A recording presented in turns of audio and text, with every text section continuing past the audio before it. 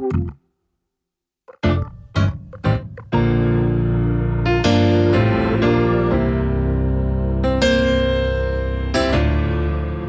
and welcome back to the Angry Dave podcast. Today, my next guest is my buddy John. We call him Wheels, John DeAngelo. Say hello to the world, John. Hello, world. So, John, we know each other. I'm trying to remember when we really met. You've been friends with my friends forever. And then I think we probably met when I was in the late 90s, probably. I would say, yeah, that's Like, we was probably going to the lagoon or stuff like that. Does that sound right? it does sound right. The lagoon. Wow, I forgot the name of that. That was what it was, right? Over in Essington. Yeah. I have a great story that maybe we'll get into that maybe you might remember about Joey and I and you at the lagoon. Oh, I'm sure I'll probably, especially if it's Joey. Yeah. I think I know which one it is. But Yeah. there's many stories. Yes. Yeah, there's lots of stories. Yeah. I was only included in a few of them. But so let's talk about you. You were born what year? Shit. 1967. Oh, I'm old as shit. oh, I didn't realize you were that old. I'm I sorry. am. I'm sorry. It's just all right. So you're 9 years older than me. You were born in South Philly, Yes. and you have one brother. No, I actually have two brothers and two sisters. Oh, really? Yeah. I got a big clan. All right. So I know you're one brother. So where do you fit in the clan? I'm in fourth place. You're in fourth place. Yeah, the brother you know is my younger. He's in fifth. Yeah. All right. And then you have two brothers and two sisters, you said? Yeah, so it's boy, brother, sister, me, my uncle. Gotcha. And talk to me about early childhood. What was that like in that house? Well, we were all nuts, and we Yeah. drove our parents crazy. I always say my mom is a saint, Yeah. but she pretty much stayed at home, had to take care of us maniacs. Yeah. And but she was a no nonsense mom, like many, I think, of all of us who grew up in South Philly. And like her mom was just like, take no shit kind of thing. Yeah. She did, and she wouldn't be afraid to like Eddie Murphy, the wooden spoon. Yeah. It's like you could take that thing like a boomerang. Yeah. And my mom was like that. Yeah. So if you messed up, she would find you behind a corner with a wooden spoon Yeah. by throwing it across the room. Italian Catholic, right? Yes. Yeah. And what did your dad do for a living? So my dad he was like a jack of all trades. He just did multiple jobs before. He used to be a radio announcer for WCAU. Oh, really? Yeah. Back in the day when Ed McMahon, sorry, not Jim McMahon. He's a football player. Ed McMahon, he worked with him at WCAU. My dad used to do a lot of the transition voice between shows. Okay. So he would kind of do that kind of stuff. That was his big thing at first. And then he got out of that. I don't know why, but then he just had multiple different jobs. He worked for a drug company. Yeah. And just did various jobs. And so A lot of hours, or like what was that like? Dad growing up? I guess he had a lot of hours, but I mean, he was pretty much home when we needed to be. Yeah. And we would always see him every day. So that was, I make it sound like he disappeared. Yeah, he no. didn't disappear. Oh, no, right. But no, he was around and just, we always did see him. He didn't have to work too many hours. Gotcha. Otherwise, my mom would have killed him. Right. How about you got like a first memory of childhood? What's your first memory? Well, I gotta say, childhood was kind of fucked up. Yeah. You'd mentioned it, I was born without legs. Yeah. But, of course, doctors are very curious and they think they can make you better by doing all kinds of things. So Right. I felt like I was experimenting as a kid. Yeah. I was in and out of hospitals for 6 months at a time. Yeah. Over Christmases and things like that. So a lot of my early childhood was spent in hospital. Yeah. And we're talking late 60s, early 70s. Yeah. Yeah. So a lot of my experiences from that, because even when I wasn't in the hospital, I would have a body cast on or something. So it's just like, I didn't really get to do much. But when I got loose from all that, Yeah. then I was a maniac. It was just like, I was like a caged dog that just got released into the wild. When was that? When did they stop fucking? I mean, really? Yeah, I mean, that's basically what it was. So like poking and prying. Yeah, exactly. Say probably by the time I was I'm going to say 8. Okay. I think I still had a couple little things after that, but Yeah. 8 was I think it was kind of the time reckon. All of that hospital shit was really early on. It's like, Yeah. when you're becoming a person. Yeah. And that's all I knew was Yeah. the hospitals. How does that make you feel that like growing up and becoming a man and all that? How does that make you interact with like medical professionals and that kind of thing? Does it like inform the way you It feel? does. I mean, I think what happens, especially as I got to understand it as I grew older, and of course I did a lot of I stayed what was it, Shriners Hospital. I mean, they're great. Right. Don't get me wrong, Shriners Hospital is fantastic. Yeah. Because they take care of kids who financially can't handle themselves. I mean, in terms of Fuck families, right? yeah, they can't handle the expense of what some kids with disabilities have to go through. Right. And my family was the same way. We're poor shit. Yeah. So Yeah, you had a couple kids at home too, right? yeah, exactly. Yeah. So it was tough because I still went to them until I was 16 years old, off and on.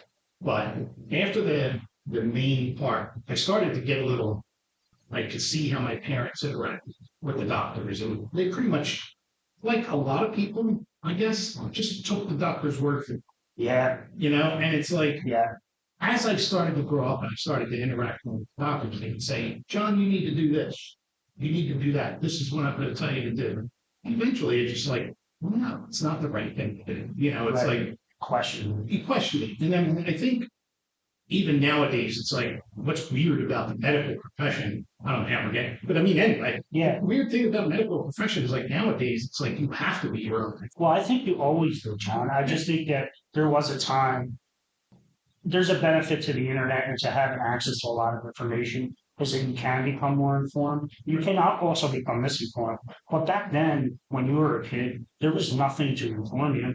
Sure. Right. And I'm sure dealing with children with disabilities was not where it is today. Definitely not. Well, yeah. So I mean, that's true. I mean, I get why they took their word for it, but it's just funny. They wouldn't listen to my. Yeah. And if I'm saying this doesn't feel right. Yeah.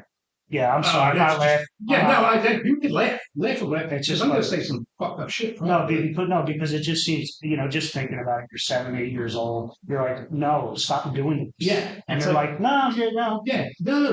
You're overreacting. It's not that. Yeah, and I'm like, no, it is. It's that kind of thing where, I just felt like I didn't have that voice. Yeah, I wanted to have that voice. It's like I knew something wasn't right. Yeah. I mean, the biggest thing, it's like as I grew up, was artificial legs. Yeah. Tell that story. So probably the biggest thing is like as a kid, that's why I had so much surgery, so that they could make me fit into artificial legs. Oh, jeez. Yeah. So putting like a square peg in a round hole, or the other way around, whatever it is. Yeah. So it was pretty big. And they sucked. They are horrible. I mean, as a kid, I didn't care. I remember my first newspaper article written about it was the Shriners in these horrific artificial limbs, but I still have a picture to this day. But anyway, I digress. Yeah. But as I grew older, it's like these things just were horrible. I mean, they didn't work for me. Right. And I mean, I gave it my shot, and all the doctors would tell me, you're going to want it, especially for cosmetic reasons. As I thought about it as a kid, I was like, yeah, maybe because I want to have legs like everybody else. Right. So I thought about that, and I was like, yeah, maybe I do want for cosmetic. Yeah. Man, as I grew older, I said, fuck this. I mean, and when did that settle you? Was it early? Yeah, I think it was definitely before high school or close to high school. I got bused to school. So that was another thing. I was in, say some shit that's going to send me right to hell, but it's all right. I was in the crazy school, like the yellow bus that took you to some secret school, where all the crazies were, that they didn't let out in general public. Right. Yeah. But they put the crazy people and the people with some disability, disability at the same fucking place. Yeah. So I mean, I was there. I mean, the people who just could not take care of them, so they couldn't even understand. Yeah. I mean, education for me sucked too. But we'll get into, I mean, that's other stuff. But anyway, with the legs, it kind of got to the point where I remember really giving it my all. Wearing the legs, to do this in the summer. It was hard. I sweat my ass off it. And every day it was like they would hurt. They weren't like the artificial legs today. And I don't have a standard stump like other amputees may have. So they could fit it, put a suction, and you're pretty much good to go. Right. For me, I kept growing, so they had to change them. I get sores where my leg would rub, Right. blah, blah, blah, blah. And it was just like the most horrible. I really felt like I was just being changed with that too. Yeah. So after a while, I said, you know what? My sister always tells a story, like her favorite part of the day was when I come home, get off the bus, and the lift's going permanently. Yeah, Take it, lowering me down, feel like Dr. Lecter and that thing. So they lower me down. I get in the house, however I could get in the house with those stupid lights on. And she's like, she helped me get out of the legs because it was straps, great things to pull out. And as soon as they were off, it's like, I took off, like crawl, like a maniac. Yeah. And it was just like, she said, that was my favorite part of the day because I was like, for real, I was so happy. Because you were happy. Yes, because she could see how, and that I as I started to get older, I was like, the cosmetic thing, I remember standing around in my legs and I was like, I look like an idiot. I mean, my ass was sticking all the way out. Yeah. I looked like an elf. It was the weirdest thing.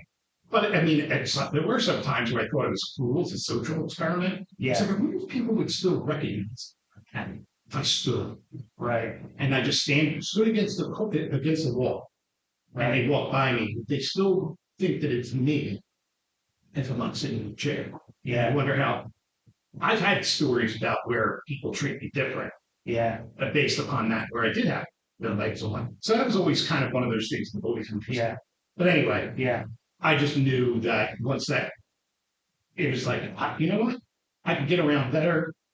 So what? People see me without legs, that's just the way I get around better. Yeah. I could get up and down steps faster. You feel better, right? I feel better. Yeah. There's no pain, and the only pain I'm going to get is just by experimenting and doing fun things. Yeah. So it's like being a kid. Right. So eventually, like my parents, they were kind of leaning that way, but eventually he's a lot better off with that. Yeah. Yeah. And just trusted you, I guess. Yeah. In the end. Pretty much. Yeah. I mean, they knew, and they could eventually, by showing, by doing, they kind of realized. I mean, everybody realized. Right. That was just better. Yeah, it was just definitely. Yeah, I had a thought that when you were talking about doctors and being your own advocate, I think that's a great lesson. And my wife talks about it because she's in medical field, deals with people all the time. But a great lesson that you have to be your advocate.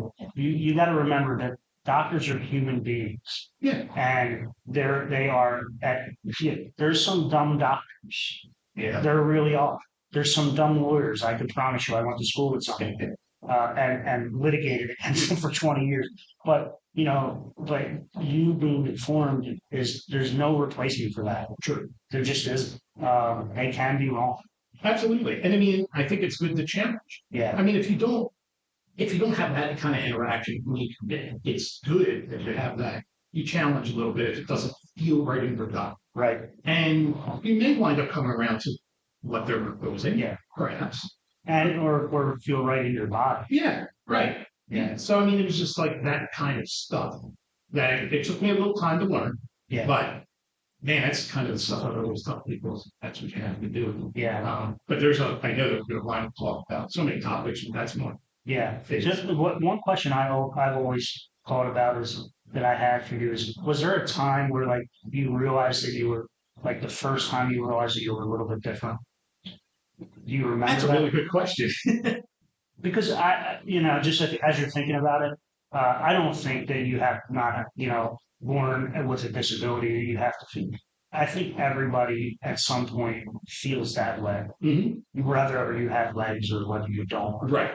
It's certainly more dramatic when you present differently. Yes, that's true. Yeah. The exterior is like, But I think it really happened, which is also kind of one of my favorite experiences growing up is So my group of friends have always been younger because people my age were always in school and Yeah. I was going somewhere else. So Right. the only ones that I knew were younger than me, like my brother's friends that would come around, right, and stuff like that. So I played with them.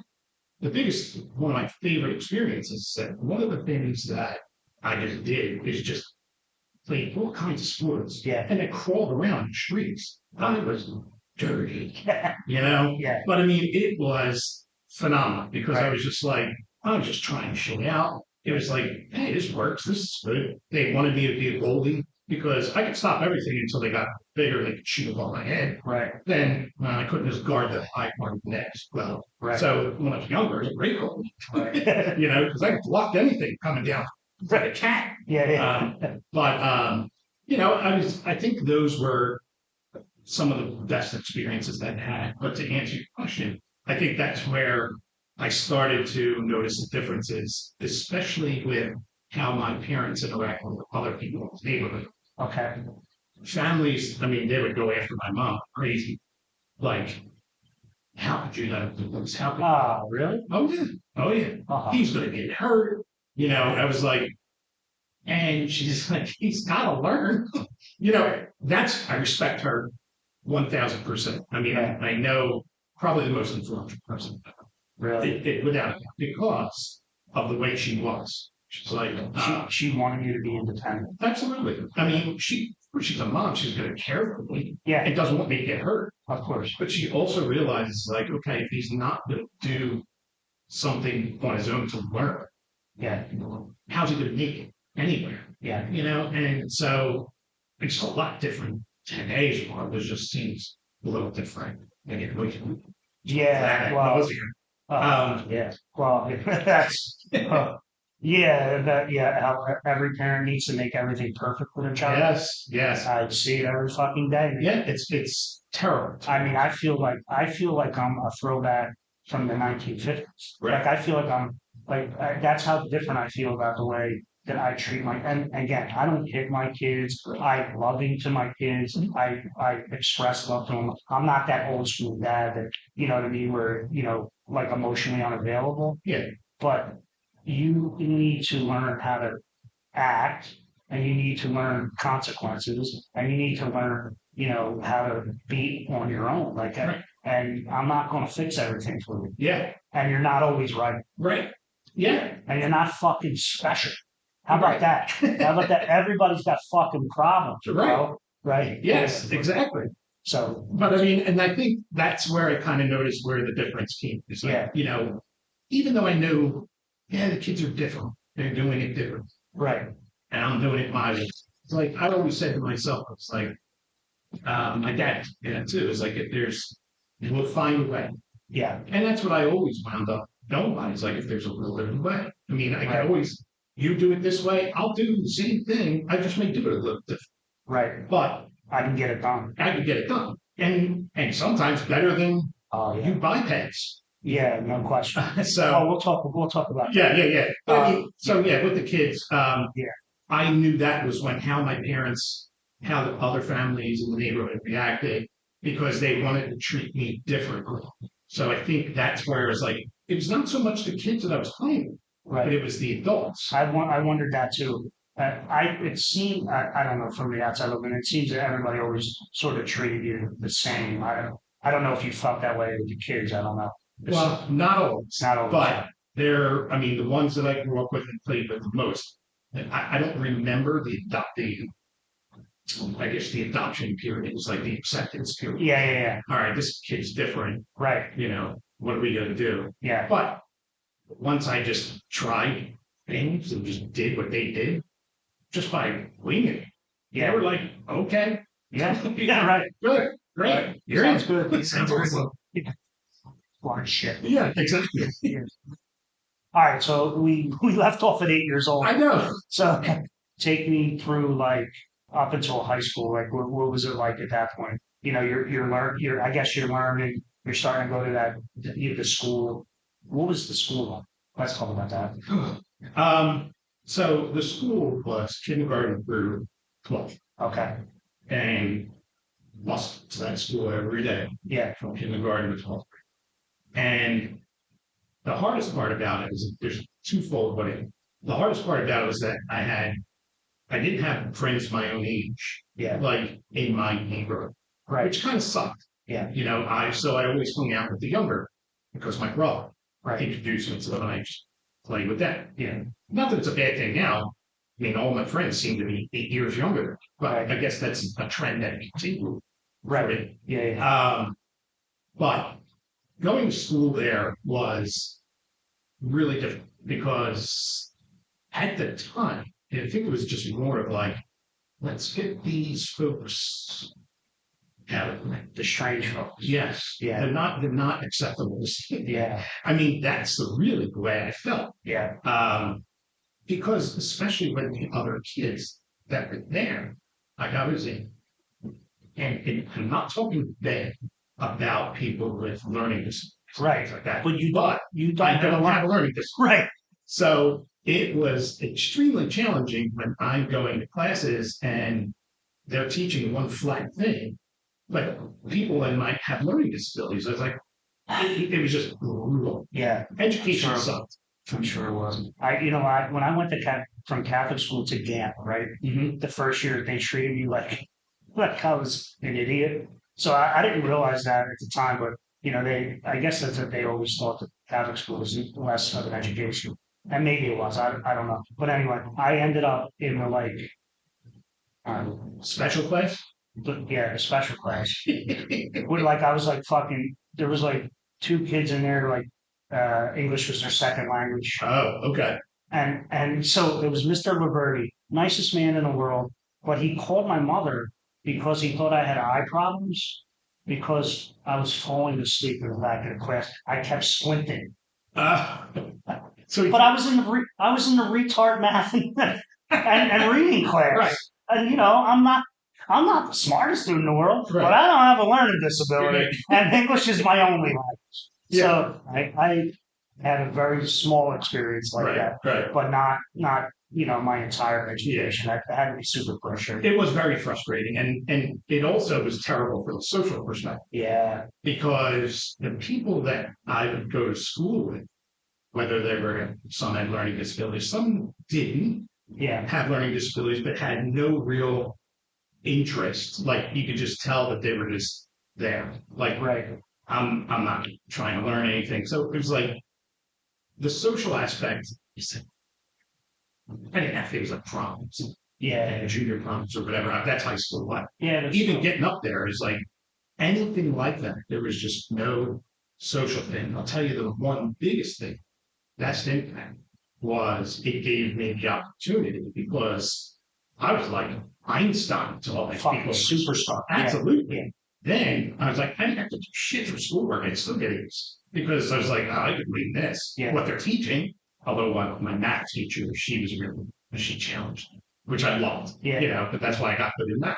Right. It's terrible in English and great credit. Really? I didn't know how to write a book report until I was actually junior in high school. Really? Yeah. It was just terrible. But anyway, the biggest thing for me at Widener was the schools. It's that's what got me able to experiment with schools. And I was just I did every activity at the school, whether I was the editor of the school newspaper, student council. Yeah. I mean, I was all jack of all trades. But once I got to the sports, that was the biggest thing. It was I picked it up.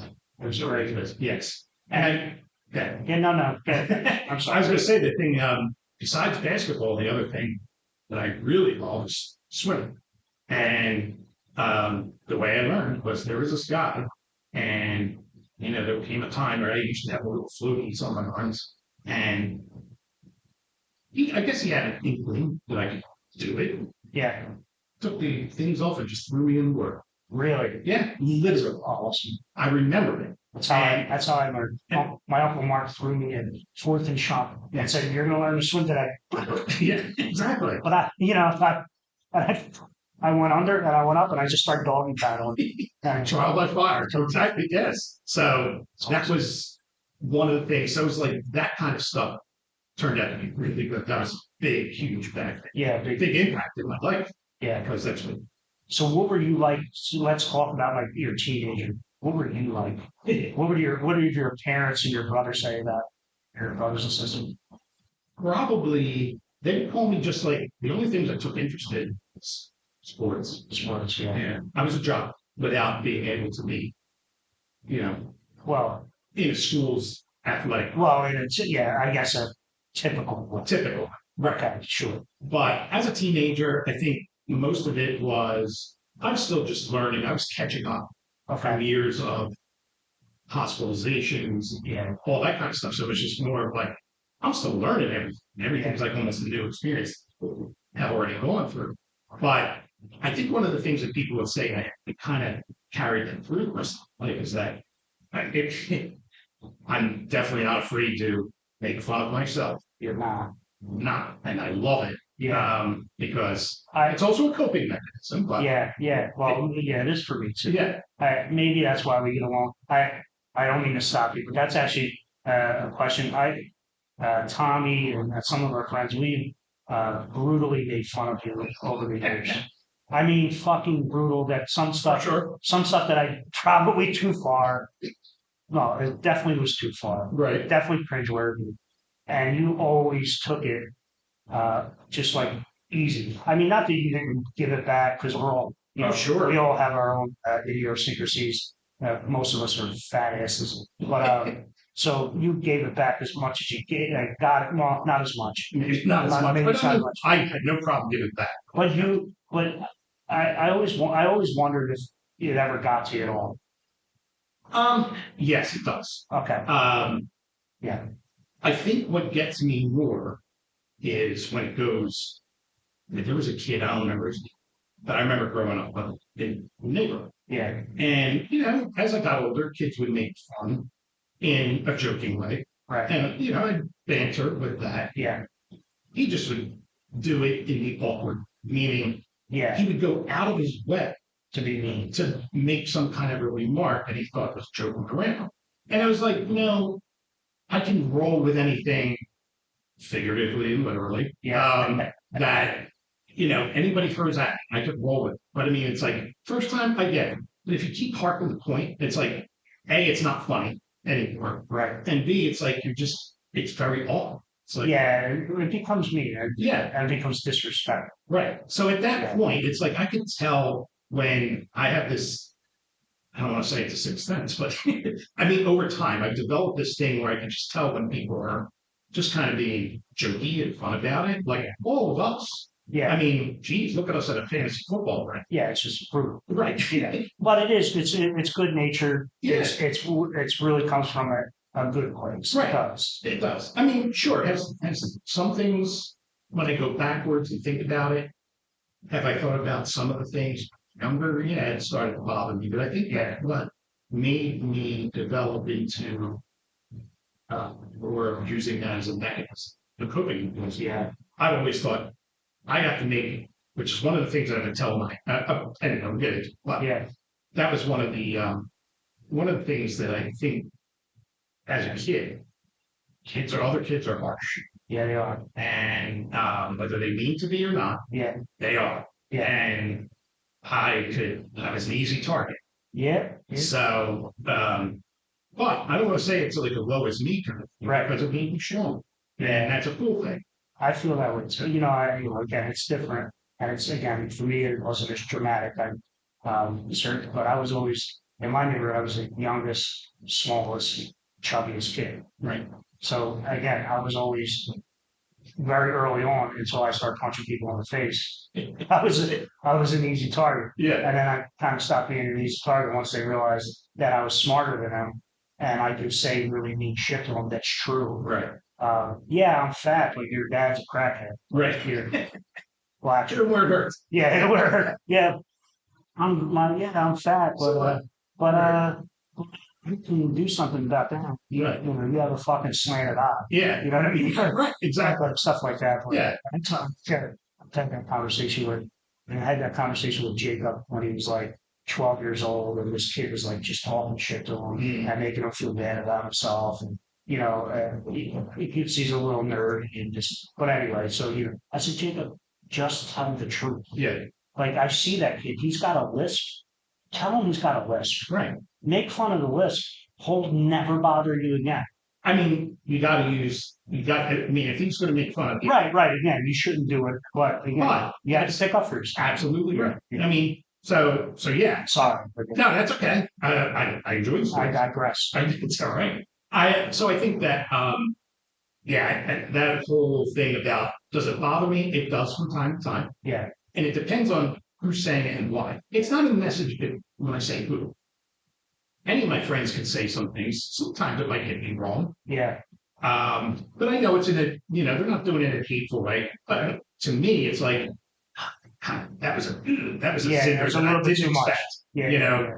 But I don't hold ill will. It's just like, I also recognize that I bring that upon myself. Right. Yeah. You allow it. Yes. It's self-deprecating. Yes. Yeah. Exactly. So we're the same person. Yeah. So it's like, okay, sure. Well, I guess I asked that because for me, I feel exactly the same way about when people make fun of me or make fun of anybody. Yeah. If it's good natured, that's awesome. Right. Once you start being ill-willed or disrespectful and trying to hurt people's feelings, and I've never been as good as you have. I've never seen you even flinch.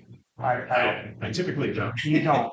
Me, I wear it on when I get there. I wear it on. I wear it. Yeah. Yeah, and everybody knows it. Right. That's true. I mean, you might have seen that over the years. I have, perhaps. Yeah. But and then I fucking fire back hard. Right. It's not something I'm necessarily proud of.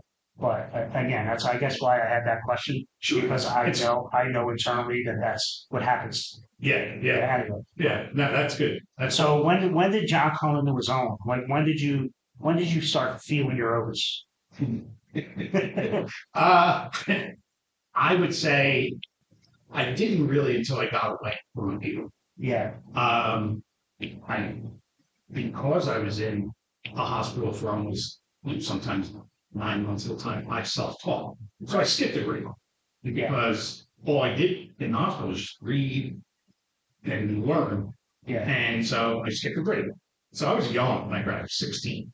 And I think getting away was probably the best thing and that's where I had to escape the protective, not that I was overprotective, right? Just the protective area. Okay. Because my friends were adamantly going to protect me too. Yeah. I mean, that's just the way you were. Yeah. And but did you feel they were going to protect you extra? Yeah. Okay. I mean, it was funny. They would also protect me extra, but they would also throw me to the wolves. Right. Yeah. I would be the mediator. Whenever there's something bad that's going to happen, here's a classic example. You grew up in South Philly, so you know. Yeah. Some of these were very specific neighborhoods in town. I'm African American. I don't even know I think it was basically that. Yeah. And it was basically one. Hispanics maybe have one little neighborhood. Yeah, maybe 4th Street. But yeah. But so we would always have the race groups. Oh yeah, especially where you grew up. Yes. Which was literally for anybody who doesn't know, it was literally sort of near Grace Ferry. It was almost like the demarcation line between black and white neighborhood. True. And then on the west side of there was projects. Right. So poor black people and working class white. Right. Next to each other. Yeah. Is that fair? That's fair. Yeah. I mean, that's exactly the neighborhood that I grew up in. Yeah. That's true. Yeah. So, but I was always like, I didn't give a flying fuck with what you were. Yeah. It was just like, I really did. It did not matter. I got along, and I think that's one of the things really cool was that through sport, I got along with everybody. Yeah. I mean, once they saw me play, they were like, man, he's cool. It's like, and nothing fazed them, whether I didn't care what color you were. But anyway, back to the point. Yeah. Would my friends protect me? Absolutely. But there were also the times, and would they do so more with me? Absolutely. But there's those times where you have conflict with neighborhood folks. Yeah. They were like, let's stay behind John because they won't fuck him. Yeah. So I would be the one that, trying to be the mediator and stuff. Yeah. But it means it's sure enough what happened. It's like, I'd be in that. We had a big football field or a baseball field right across the street from me, like I said, between our neighborhood or the neighborhood that I grew up in and the projects and things like that. Yeah. So it's definitely. The park was like in between. Right in between. Yeah. So we gather, everybody would gather. That's where everybody used the same field or whatever. And so conflict did occur, but yeah, sometimes they would send me out. The John with this. He gets to the front line, they're like, he can handle it. They're not going to beat this. They're not going to fuck him up. Yeah. But I always laughed at that in hindsight. It was just like, yeah, that's great. It was cool. I mean, like I said, it was just great. That whole experience just let me realize how to look past all whatever people. Yeah, like labels. Right? Yes, the labels. Absolutely, look past them. Yeah. I mean, everybody's just a human. That's all. Everybody's just human. Everybody wants the same thing. Right. Absolutely. Yeah. That's the one thing. The reason I kind of started this podcast really is because I want to talk to normal people and hear normal people say the same things over and over again. Again, it feels like we might be dramatically different because you had to be in a wheelchair your whole life and I stand up. Right. And we just talk for, I don't know, however long it's been. And most of the shit that we just have so much in common. Yeah. Right. But anyway. It's just a different experience maybe, but it's very similar. Right. There's similarities. It's similarities in the way you think and feel. Yes. Right. Absolutely. It's all, you can't. Your reality is your reality. Without a doubt. Without a doubt. Anyway, so all right, so you go away to college? I go away to college. Where did you go? First, I went to Salisbury State College. Ooh, Southern Maryland. Yeah. That was a shock. Yeah, that it was. Without a doubt. And you get to Salisbury State in Maryland in what year? Mid-80s. Mid-80s. Yeah. Wow, I'm old. So you're 10 years old. So you're 9 years old. Oh, remember, I graduated early. You graduated early, right? I wasn't even an adult. What year did you graduate high school? 83. So, all right, so you're 83, 84. Yeah. Okay. And then so then I went to, it was 83. Or it might have been 84. Yeah, no, 83 is right. Because you graduated at 16, you're 9 years. I graduated in 94, so right. That's right. Yeah. So so I go down there and it's quite an interesting thing. I didn't even think some of the people down there was like, they still thought it was like a Civil War. I mean, they getting called a Yankee. It was just the strangest thing. Yeah. And I had as a kid, I went to a camp. Oh my gosh, I got so many stories. Anyway, I grew up, I went to a summer camp every year for the disabled. And there was a counselor there, really cool guy. And he played basketball for, I think, the University of Delaware at some point. And he was really good player. Yeah. But he was a camp counselor. We were cool. Big, tall, black guy. And, so we just hung out all the time. But I come to find out when I went to school in Maryland, he didn't live that far. Okay. So we just hung out. But man, I was looked at with crazy eyes. I couldn't even believe it. Yeah. Because of who I hung out with. Who you're hanging out with a black guy. Yeah. I mean, I'm like, really? I mean, 1983. Oh man, it's a different time. Yeah, I guess it is. Yeah. I mean, I don't think kids today, I don't think anybody under 40 even can understand even the difference, even in the 90s that it was in South Philly. Yeah. You growing up in the 80s, if you saw an interracial relationship, it was shocking. Yes. Yeah. Do you remember? I remember in my neighborhood, which was sort of like I grew up at Marshall and Chunk, 60 Chunk, which was like there was a black neighborhood right down the street, right? But if there was I remember old ladies coming out with pots and pans and banging on pots and pans, like shaming the white girl with the black guy. Yeah. In like 86. I know. I remember that. You look back at it, it's like, wow, that's crazy. What the fuck? I know. I mean, now it's common, right? Sure. And people, I'm sure there's still places that hate it, but I'm sure there are. But not anywhere I go. So exactly, same here. Yes. And I don't really like to go to places with you. So sorry, back to your story. Yeah. But so it was just kind of strange. But that year was tough because it was good and bad. It was good because I got away. Right. So I learned to just do things and break away from the being at home, being your own man, being my own man. Exactly. Like, sure, I had to respond to these people that kept calling me Yankee in a very not so friendly way, right? And survive. Not that I was going to die, but I mean, no, right. You know what I mean. You're on your own, though. Yeah, man. It's a new experience. Absolutely. And you're 16 years old. Right. Yeah. Exactly. So I also was the time where I started to really. It was just I was playing wheelchair basketball. Yeah. At that age, I started when I was 12. Okay. Boy, can I tell you what the experiences were when I was 12 playing wheelchair basketball, just as the youngest kid amongst all these adults. Men. Yeah. Yeah. So I'm sure we'll wind up hitting it at some point. Anyway. Dude, I want to hit this because I've seen you play, not a ton of times, but probably a half dozen. And I fucking think that it should be on ESPN because I think it's fucking incredible. Yeah. And I don't, you don't have to have it, that it is hard to do. Anybody that has ever seen it, you know, you're sitting in a wheelchair, right? So you have to navigate the wheelchair and you guys beat the fucking shit out of each other. It's fucking incredible. I love it. If you like football, you should like wheelchair basketball. You should. It's incredible. But I'm digressing. Okay, sorry. So you started your journey a little bit. Yeah. So I was just starting. I started at 12, and that was definitely some of the life-altering experiences because, you know, with my dad, he's taking me to. I remember to this day my very first. There was a kid, a friend of mine, Anthony Starks. I'm sorry. Can I say?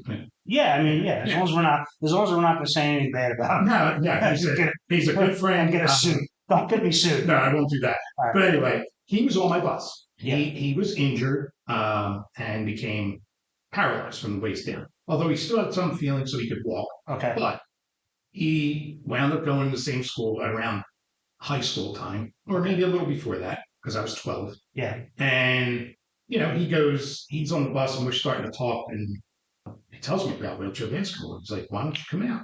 And I was like, "All right."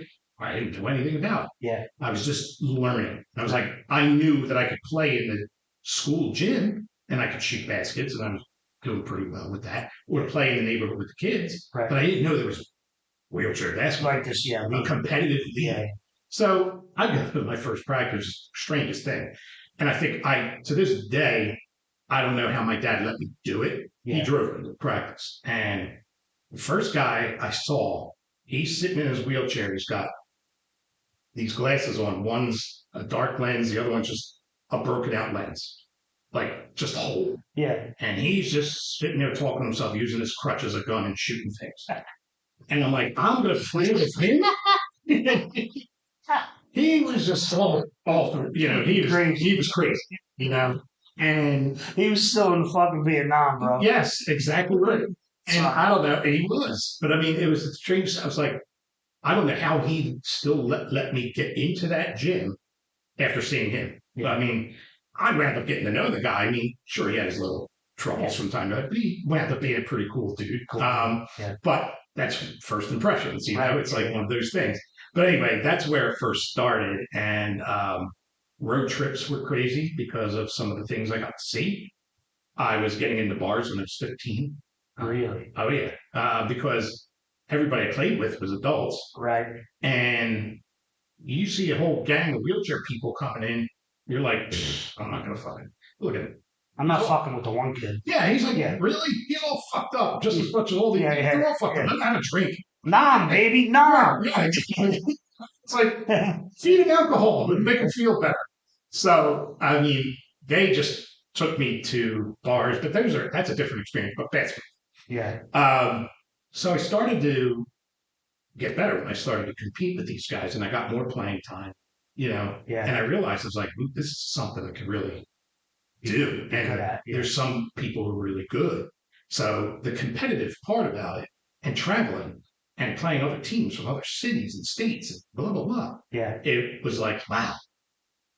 Everything just opened up in my head. A big part of your life. Absolutely. Huge. So I was starting to get better, but I was always then I was playing on a team in Philly, the Philly team, and I didn't get to play a lot because the coach always thought he should play himself.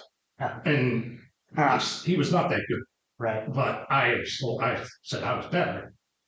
So didn't really get a lot of playing time. So I went to Maryland because there was really no alternative for me. So I was just like, the guidance counselor is like, oh, they're very accessible down there, blah, blah, blah. So I was like, all right, I get a chance to get away. So when I left there, I only went there for a year. Right. And I got a letter from Temple. And Temple was like, one of the coaches, the coach of Temple, who became the coach of Temple's wheelchair basketball team, John Wezak, God rest his soul, wonderful man. Like from an athletic perspective, one of the people that influenced me a ton. Yeah. Brought me out on my show. Yeah. And, he wrote me a letter or told me about it when I was home for the summer, I guess, or over break between semesters. Okay. Winter break. And said, yeah, we're going to start a basketball team at Temple. And he was like, oh, okay. So why don't you come up? We'll make sure we get you. They didn't give out scholarships in wheelchair basketball. Now they do. Yeah. But at the time it didn't. Right. So like, we'll find you grants and things like that. So you can, and it'll help you with your housing and all that kind of stuff. Right. So that's what I did. I went to Temple, and that's where, man, everything, the floodgates just opened because he just took me way out of my shell and said, John, our offense is, I remember this, he told everybody on the team, this is our offense. John gets the ball inbound, somebody throws it to him, or he throws it to you and you throw it right back to him, whatever happens. Usually they want me to take it out because I won't throw it away. Right. So they throw it in, give it right back to him. As soon as he gets over half court, he's free to shoot. Everybody else just go get a rebound. That's what you were Allen Iverson. That was the offense. And that's amazing. It literally was that. And the other players were just like, wait, what? But I was like, that's where I took off from there. And I think not to be all, no, I don't really like to talk about myself. I know you don't, but I want you to. But just let it go. Yeah. Because it's you had an incredible career. Yeah. So from Temple, that's where I took us to 2 national championships and unfortunately lost twice to the University of Illinois, which I hate as a result. But I won, it was always, what do they call it back in the day? But it was not an all-pro. An All-American? All-American, thank you. Couldn't think of that. And then I was every national tournament, I was the AP, whatever. They didn't have an AP for it, but for the wheelchair basketball programs across the country, it was like, he's the collegiate player of the year. Right. And I won that. How many times? Twice. Twice. Yeah. Went to 2 national championships, won 2 players a year. Right. You're in the Temple Hall of Fame. Yeah. So don't forget. Yeah. I know that. But, right. And are you still the leading scorer? I lost out to Mark Macon. Because he was a good scorer. Yeah. But I'm sure there might be people that passed me. But I definitely settled it up in college. You're still the wheelchair basketball. Oh, without a doubt. Yeah. And it's not close. Right? No, it's not close. Yeah. Not close. Yeah. So what was the Temple experience like? So wheelchair basketball takes you. You're doing the collegiate circuit. Yeah. You're everybody's All-American. Right. And what was like college life like otherwise? I'd have to say that once I got to Temple and the sports program, at the time I was at Temple, it was like 89, 90-ish. Yeah. Temple had a men's team. Right. Not that we weren't men, but that's what they'll call us, the wheelchair basketball team. Yeah. They had a very good team. Number one, even though we lost to Duke. Right. But they made it to the Elite Eight, right? Elite Eight, yeah. One of those years. Really good team. Yeah. And probably their best, right? Don't you think? Yeah, I would say. Best. Best Temple team. Yeah. Mark Macon. Yeah. Yeah. And that was pre-Mark Macon. Oh, wait. Was he? No, that was pre-Mark Macon. Okay. That was like Tim Perry. Oh, right. All these guys. Tim Perry was still. If I bumped into him today, he would recognize me. We'd just go hang out. Yeah. Anyway, but we at the Temple days, it's like we became very popular because they attached us as well. We were beating everybody in college. Yeah. We were beating. We couldn't travel extensively for college because all the other teams were Midwest West. Okay. And there's not a lot of wheelchair basketball programs East. Really? Temple was really the only one. Huh. So we were playing the regular club teams, men's teams from up and down the East Coast. We were killing them. We were Just just destroying them. yeah, absolutely. We were like, we wound up getting all this coverage the year the Temple was number one, went to the Elite Eight. We were like undefeated. They were hosting the wheelchair basketball national championship was in Kansas City, which is also where I think Temple was playing in the to get to the Final Four, or they would have been if they beat Duke. Would have been playing in Kansas City. Yeah. Because that's where the Final Four was as well. And but I think my Temple days, it was just the funniest thing. It's like it's all a blur because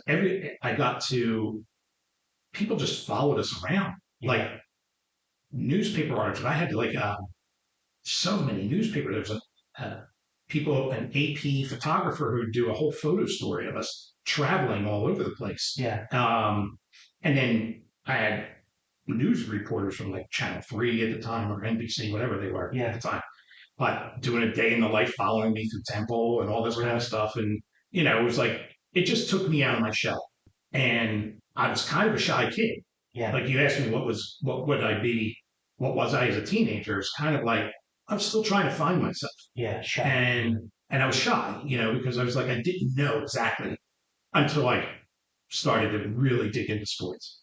And then I came. And you excelled. Yes. I mean, I had a really good career. You excelled. Excel. I mean, I played for the USA Collegiate team. Yeah, well, I mean, so let's talk about that. Let's talk about your basketball career. Yeah. So you excel at Temple. Does it end there, John? No, actually, that's a good thing. So I guess one of the things that it finishes, I got to play my senior year. We played in Belgium for USA Collegiate. It was fantastic. Yeah. And so that was a wonderful experience. But once college was done, it was time to move on to the next step, which is, I guess, America's version of the Pro League, which is the National Wheelchair Basketball Association. Right. And teams throughout the country. So I played with the team in Philadelphia. Was still like a scorer. Yeah. Always a scorer. I remember in All-Star games, it was like, I had like 45 points. People were like, what the hell? It was just like, I would just be unconscious. Yeah. Then I molded. I changed into the general, the point guard. The point. Yeah. As you got older. As I got older. Yeah. But how long did you play in the professional league? I'm still at it. You're still at it? Still, and I'm still competitive. Not going. No, yeah, it's amazing. It's like I still hold my own. Yeah. Look, some of the kids, I mean, if I were to tell people to see a wheelchair basketball game, some of the kids in college now, or even playing in the quote unquote pro league, they're phenomenal. I'm like, wow, I wish I would have been able to do some of the stuff that they do now. Yeah. Our equipment was totally different. Right. Like I didn't strap myself in. Yeah. People strap themselves in because they really make themselves part of the chair. I forgot about watching that happen. Yeah. Or people falling out. Oh my goodness. I mean, there's also a good way to draw a foul. I mean, it's amazing. I love it. There was a guy I was playing against. He's playing in Baltimore. He played for the Baltimore team. And it would drive me nuts because he was quick, double amputee. He just pushed his chair down. If you got anywhere close to his chair, he would just throw the ball at the basket, sometimes make it, and just shoot himself out of the chair. Yeah. The referee could always call foul. I'm like, I didn't touch him. My chair didn't touch him. But then again, I had to start adopting that too. So I was like, all right. That's fucking brilliant. What a great idea. I'll learn how to fly out of my chair. You're turning this into soccer, but whatever. But whatever, exactly. So, but I mean, it's like so many things to learn, but the game has changed so much in a very good way. Yeah. I really wish that, I would say that one regret, and it's not my own fault, or they didn't have it at the time. Basketball, I mean, wheelchair sports was just not as popular as it is now. Yeah. But in Europe, overseas, it's very popular. How about maybe you should have went overseas for a while? They play they pay their players. Really? We have players from the U.S. who go over there and play in their basketball seasons, and they pay. And people, like the stadiums the arenas are like almost packed. Dude, listen, I think it's a lot. We do dumbass sport. We do fucking slapping each other on ESPN right now. It's legitimate skill involved. Yeah. It's a skill that, that non-wheelchair people would be very hard for you to attain. Right. It doesn't you being in a wheelchair doesn't make you less of an athlete. Yeah. In those sports. Oh yeah. And it's an incredible thing to watch. I fucking love it. Yeah. The intensity is fucking unbelievable. Agreed. It's something that wouldn't be enjoyable for people to watch. I have no doubt about it. Yeah. Like, I think it would kill on fucking ESPN or whatever. I think it would too. And I mean, I've always said, it's like, once you see a game, you realize it's like, once you get past, you'll see the chair in the beginning. Yeah. But after you notice that chair, after you kind of look past that chair to get used to the fact that all these folks, these 10 players, are in wheelchairs. Yeah. You start to look at what they're doing. Yeah. You know, it's like they're dribbling the ball, pushing their chair, shooting. Baskets are all the same height. The 3-point lines are the same. Yeah. Foul line is the same. All the dimensions. Yeah. Let me see you hit a 3-point shot sitting down. Exactly. Yeah. That's what I would love to say. I mean, it's like, once you started doing that, people were like, fuck, this is like, it's a sport. It's basketball. Oh, there's no question that it's a sport. Right. There's no question that it takes athleticism to do it. Right. And there's no question that it's fun to watch. I mean, that's that. But my point is to anybody that's listening, go see one and go try to fucking catch one because you'll fall in love with it immediately. Yeah, it's awesome. I know we have a home tournament in December. Really? That we host in Deptford, West Deptford. Really? Can you send me that? Because I will not that I'm that popular, but I will encourage people to go. Because I wish that I had the time or whatever, or have been more in touch with you to go to more because I actually really do enjoy being a fan. Yeah. Because again, it's not. There can be times where it's slow, right? Sure. Where it's tactical. Yeah. But there's fast breaks. Yeah. Right. You know. And that's why I think they also made. I mean, I used to love one of the things when we were in the kind of the pro league, we got all the way to. They ran it like college, like the NCAA tournament. Yeah. So they rank the teams top 64. Yeah. You do your regionals, your second, all that stuff. Yeah. We got to number 3, and it was we had a team, a really young kid who I think if anybody saw him, would be like, how the hell is he playing basketball? Right. He basically had shorter arms. It would go right past his elbow and his hand was right there. Okay. Both sides. And both legs were like right near his hip. And just feet. Yeah. Right? The kid was so fast. And I remember when he was even younger, when he was learning how to play, I remember working with him a little bit too. Yeah. And then he came and joined our team. And the kid was just so fast. All I do is I would get rebounds and just throw it down the court. Like full, and he's at full go. And nobody would stop us. It's like, and that was one of the things, that's when I started to change from being the scorer to the point person, because it's like, I could do it I was on so many teams and there was guys who were faster than me. Right. They would just streak down the court and it'd be like I was throwing a pass in football. It's like I would hit them in stride and they would just I've seen you do that. Yeah. Cool. And it was like, this is great. I want to keep doing this too. Yeah. So, as I got older in the sport, it's like I lost a little bit of my scoring because I didn't. Our friend, Louie and those guys would Joey, they would yell at me, shoot. Yeah. Because sometimes I was open, but I was so used to changing to be a point guard now. Yeah. That I did. But even my coach now still says, like, you got to shoot. Right. We need you to shoot because. Because you can shoot. Because I can shoot. Exactly. Yeah. But do you think that being able to transition a little bit helped you be able to do it into your 50s? Probably. Yeah. Yeah. I mean, I I couldn't take the load that I used to, which was, I mean, I'd have to break presses by myself. Really? I'd have to then get over half court, then score. So it's just a lot. Now, I don't, on the one hand, that's absolutely true. But there are times where it's like we had some big players, we'd throw the ball down to them, and I could throw the ball far. Yeah. And I could hit them underneath the basket and take them a couple shots to make it, which is why our offense back in the day was always just me shoot. Everybody else get the rebound. But, so there was, I'm not going to say I didn't have help, but, there was times where we'd play games in college and they would leave one of our players open and say, we're going to let him beat us and we'll double cover John the whole game. Yeah. But anyway, I think kind of changing my game kind of does let me play into where I'm at now. Yeah. So you're like almost 70 years old, for Christ's sake. Yeah. I should have as a matter of fact, I probably can have a double ARP card. I got my first request to become an ARP member like 4 years ago. How did that feel? Awful.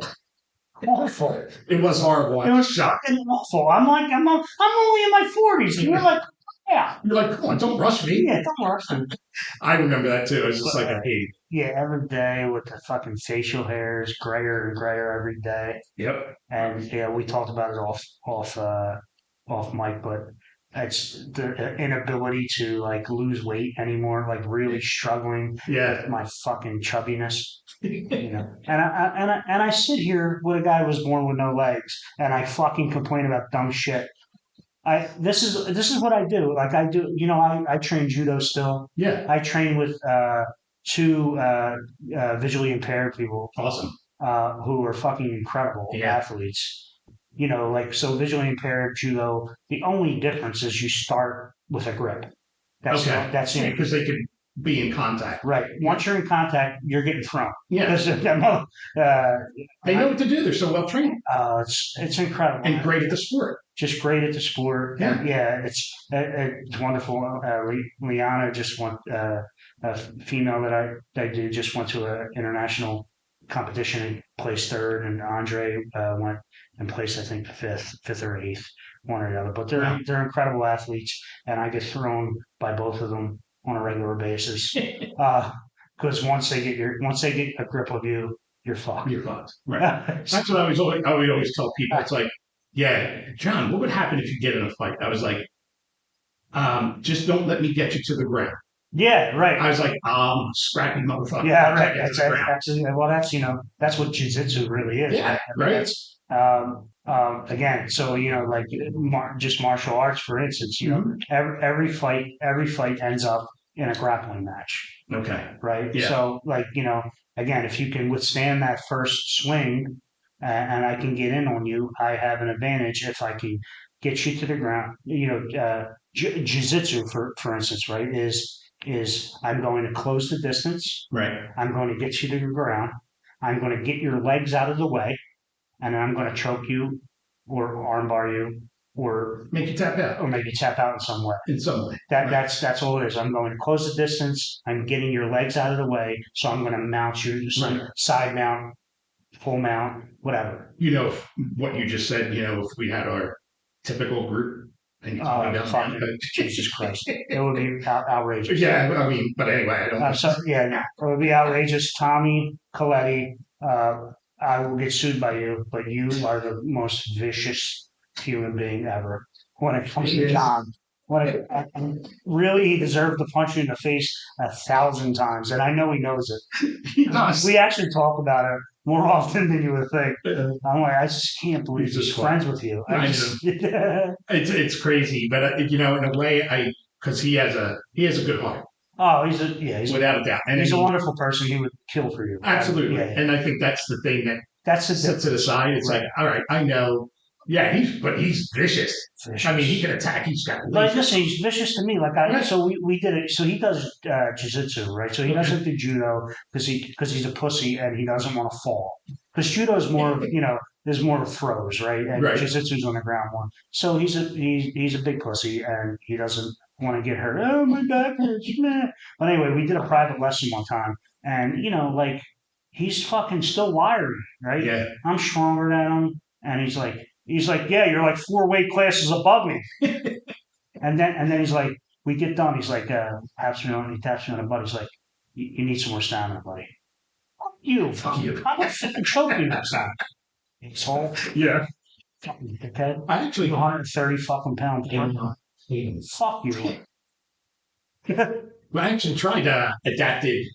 What was it? What did I do? Taekwondo. Yeah. It was adapted. I had a good instructor. What's insane. Yeah. But in jiu-jitsu they call them professors, which I think is the dumbest fucking thing I've ever heard. But anyway, next question. Yeah, that was because I love the idea of it, and I knew somebody else in a wheelchair who did it. Yeah. So I was like, "Ooh, let me try that. It seems pretty cool." I didn't wind up. I don't know why I didn't stick with it. Yeah. I mean, I thought it was kind of cool for a while. I guess I should really wanted to kick somebody, but I kick them, and I couldn't. Yeah. So I was like, I kind of gave up. I don't mind punching, but I was like, I gotta have some variety. Yeah. So instead, I would like to. My favorite thing about people that don't train, right, is like, well, I'll punch you in the face. I'll get really mad and I'll punch you. And again, Buster Douglas proves that anybody's got a puncher's chance. Anybody, right? Anybody, right? So yes, you can punch me. But if I can withstand that first 3 fucking punches you throw, I train 2 to 3 times a week. Yeah. I'm going to kick your ass. Right. It's not because I'm that tough. It's because I fucking train this thing. Yes. I do this thing. It's called combat. Yeah. You don't do it. Right. You're a big fucking fatty that doesn't get off this couch. Right. I love you, but you're probably not going to beat my chubby 47-year-old ass that can actually do a fight for like 4 minutes. And then I'm done. Right. But I got 4 minutes. You got 30 seconds. Yeah. That's all I'm saying. Because make it count. Make it count. That's all. All right. So was there like, you were in the Olympics though, weren't you? So, think about that. I'm glad you mentioned that because at the time, there was now it's called the Paralympics. Right. I don't know if anybody. Right. I don't know how far the Paralympics were. I know for sure when I was playing for the USA team. Okay. We didn't follow the Olympics. Okay, so it was, but its own thing. It was an international competition. It was an international competition for sure. Yeah. Nowadays, I mean, that's one thing. That's another thing that I regret. I mean, I'm happy on the one hand because I feel like me and some of the other folks that you were a trailblazers. Yeah. I mean, without a doubt. And I love to see how much is available to youth, the kids. Like there's whole kids leagues now in wheelchair basketball, which is phenomenal. John, do they know, like, do they know that you're a trailblazer? Do these kids know? Probably not. It's funny. Because I feel like I want to just go and just like, just do this, right? Like I want to do. I know you don't care. Yeah, I know. But I know that you're happy that they have more of an opportunity than you. Yeah. But you should know where you came from. Right. So. It's funny because the basketball team that we have, it's the McGee 76ers. Yeah. And our team, we also have a juniors team, Katie's Comets, which is in the area in Philadelphia. Yeah. And a lot of youth players, which is great. Yeah. And some of the kids, we had 2 teams last year for the Sixers, and I won't bore anybody with the divisions. That's another offside because that's boring. But anyway, we had 2 teams. Yeah. And we took on some of the juniors onto our team. And it was just one of the best things. But to get to your point, some of the players, the older players in the older team, our team, tell the kids, it's like, anytime I come in, it's like, legend, they call me. Yeah. Yeah. And it's like it actually passed down. Like there's players who taught other players and Yeah. then taught other players. I feel like a proud grandfather, but That's awesome. it's crazy. I'm old. But anyway, You're not young, but yeah. I'm telling you. I act like a 10-year-old. It's So amazing. yeah. Yeah, But no, I think it's the ultimate sign of respect, and I love it. I yeah, mean, I'm happy for it because if I was able to influence anything and Yeah. make it more open yeah, for people, then job well done.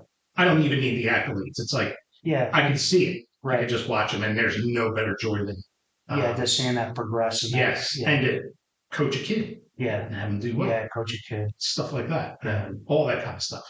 Can we talk about the emblem? Which emblem? Isn't there Oh, the logo. the logo? Yeah. Can we tell people about that, please? Yeah, so the logo was actually the logo at our tournaments. They would always hang a flag and say, it's like a banner, not a flag. Yeah, And it would be the national, wheelchair basketball tournament, blah, Yeah. blah, blah. And it was a picture of me yeah, in like a silhouette, but it was my picture. Yeah. It didn't have my face, but it was me. right. Just, So I just want everybody to know that is listening to this podcast that I'm trying to make him sell what he was to wheelchair basketball. He's literally the fucking Jerry West of wheelchair basketball. So that's who you're talking to. It's not, and he'll always downplay it, but that's probably, who he is. yeah. But I appreciate that's nice. Thank you. Yeah. Shit. There's so many good players. But anyway, Yeah, but still. But, yeah. All right. and you're one of them. Yes. And you're one of the pioneers, Yes. right? For sure. So again, yeah. Yeah. So let's talk about. So you're professional. Like, what was that like? What did you do for work? I'll take you from college. Yeah. So I started off with computer science, and I was going to be a programmer. Yeah. Because that's what all people in wheelchairs wanted at the time. Right. I was like, right. I guess I But got you to were be a good at computer math. programmer. You were good at math. I was good at math. Yeah. I mean, so I kind of liked the idea.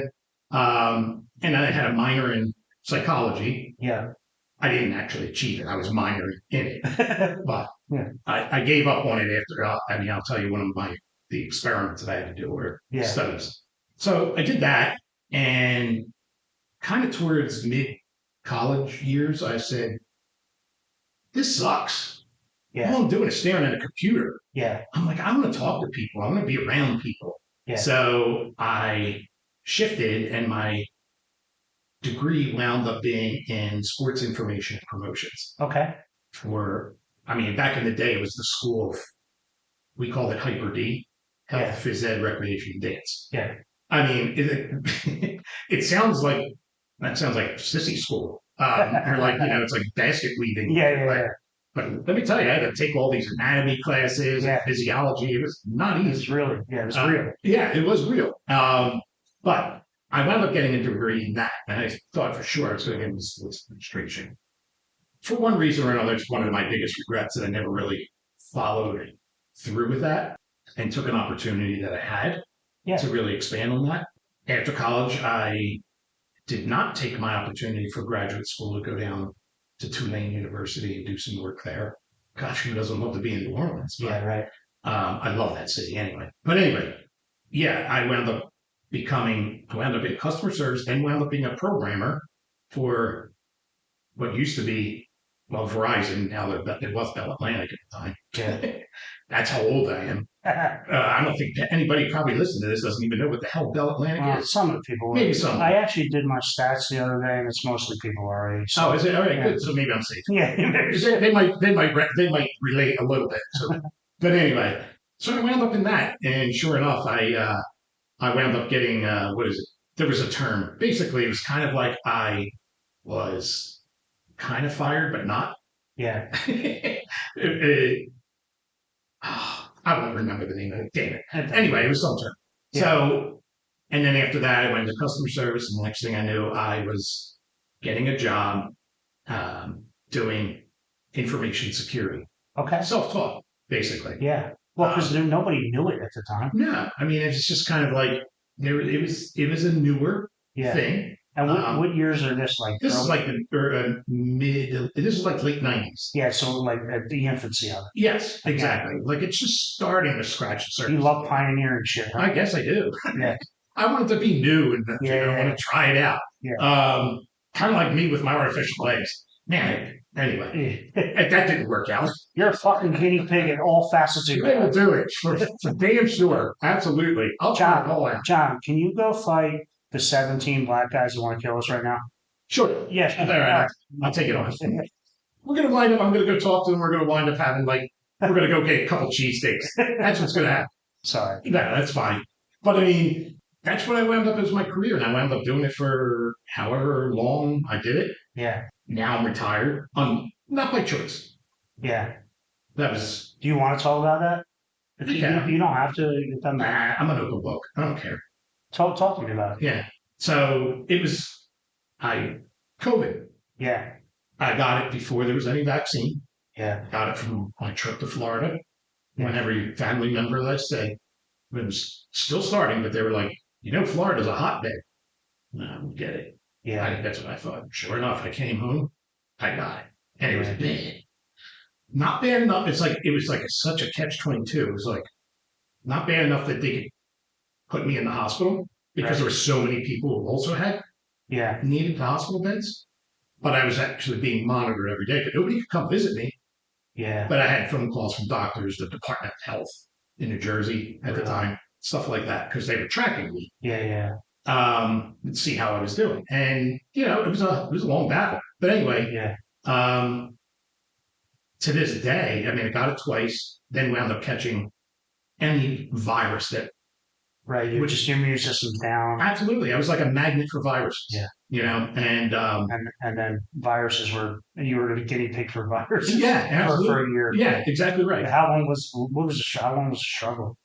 I'm still dealing with it. That's why I'm not. They have people may say long COVID, and it is a thing. Yeah. Because I won't joke about it. It is a thing. Yeah. Where it's just like every day is just something new. I don't know what my day is going to be. Really? I could be totally fatigued. I could be in such a brain fog that I can't think straight. Like even doing this, I'll probably sleep the whole day tomorrow. But I've enjoyed this. So no. Because this is me. But there's still repercussions from it. Right. And so people need to understand that, like young, healthy people, fine, sure, but COVID's a real thing. Absolutely. I can't tell you how much I hated to hear the people who was like, oh, it's made up. It's not a thing. Again, do we do everything right about it? No. But we had to take it seriously. Yes, because it's like I'm living it, and it sucks. Yeah. And it's not because I have something else. Right. It's whatever it did. I have a team of doctors that I still see to this day. And it's not some conspiracy theory. You're not putting out a fucking conspiracy theory. I am not. I would love to be working right now. I hate the fact that I'm home, not working, and on disability, which is the funniest thing because I'm disabled. But Well, you never. Can we talk about that? Like, sure. You never. I remember times. You drive yourself always. Mm-hmm. Obviously, you need a special vehicle, but you wouldn't park in handicap spots. I wouldn't. There was times, as long as I would think is like if I could find a spot where I have enough room to get into my car, in a regular spot, right? I wouldn't take a handicap spot ever. Yeah. If I didn't have to. Yeah. And, as the years go on, it's like, well, there's so many more cars. I can't park in a regular spot because somebody will be right next to me. You need the extra space. I need the extra space, which is a huge pet peeve when people park and there's blue lines between the handicap spots. Yeah. So let's not do that. Please do not do that because there's a reason why it's there. It's so I can get in and out of my car. John, I confess that I park on the corners in South Philly. You block the ramps, the slopes. I do. I block one. I don't block both. Oh, okay. That's it. Well, I appreciate that you admitted that. I might end your car. Yeah, no, I get it. It's fine. It's so hard to find parking. No, this is South Philly. This is what I do, right? So, know people and have relationships with people with actual, real everyday problems, right. And I complain about my non-problem. That's what I do. I'm a bad human being. No, you're not. Next. But it's fun. It's good. You do you. So I think that whole thing and how it transitioned my life, sucks.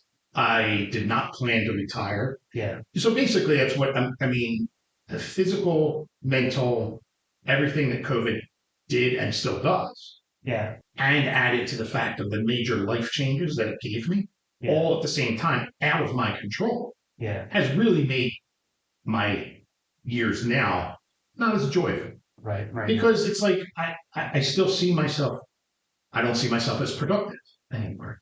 And, and it's like, it's just that thing. And I know people who retire just when they plan to retire, they have that feeling. That's one of the biggest things. You have to have a plan. But I wasn't planning to retire. Right. You weren't there yet. So, and I couldn't do other things because COVID, I was still having the effects of it. Yeah. So it was like, I can't win. Every time I turn, it's like something over. Yeah. So it was a big spiral. It still is. But is it getting better? Well, how's it going? I think I finally plateaued. And several doctors tell me the same thing, like a neurologist and folks is like, we see a lot of people and some improve, some get completely back to normal. Right. I don't see many people that get worse. Right. But there are some people who might improve a little bit and then they just plateau. I think I'm at that plateau. Yeah. Because it hasn't gotten any better to the point where I could predict every day. Or I could say I could do 3 days in a row of work because I know I could do it. Yeah. I don't. Are you still able to do basketball at times? At times. The other fun thing that COVID left me was a lung issue. So it's kind of like asthma where I may just have an attack. Like I did have. I was playing basketball over the summer with my teammates. We just get together in the gym and pushing up and down the court is about 7 minutes. And I couldn't breathe. I was like, I just can't catch my breath. Yeah. And I'm like, I'm not that out of shape. Right. I know I'm not in my best shape. Right. But I'm not that out of shape. Right. So it's things like that. So yes, I will be playing. I will be trying to do it again.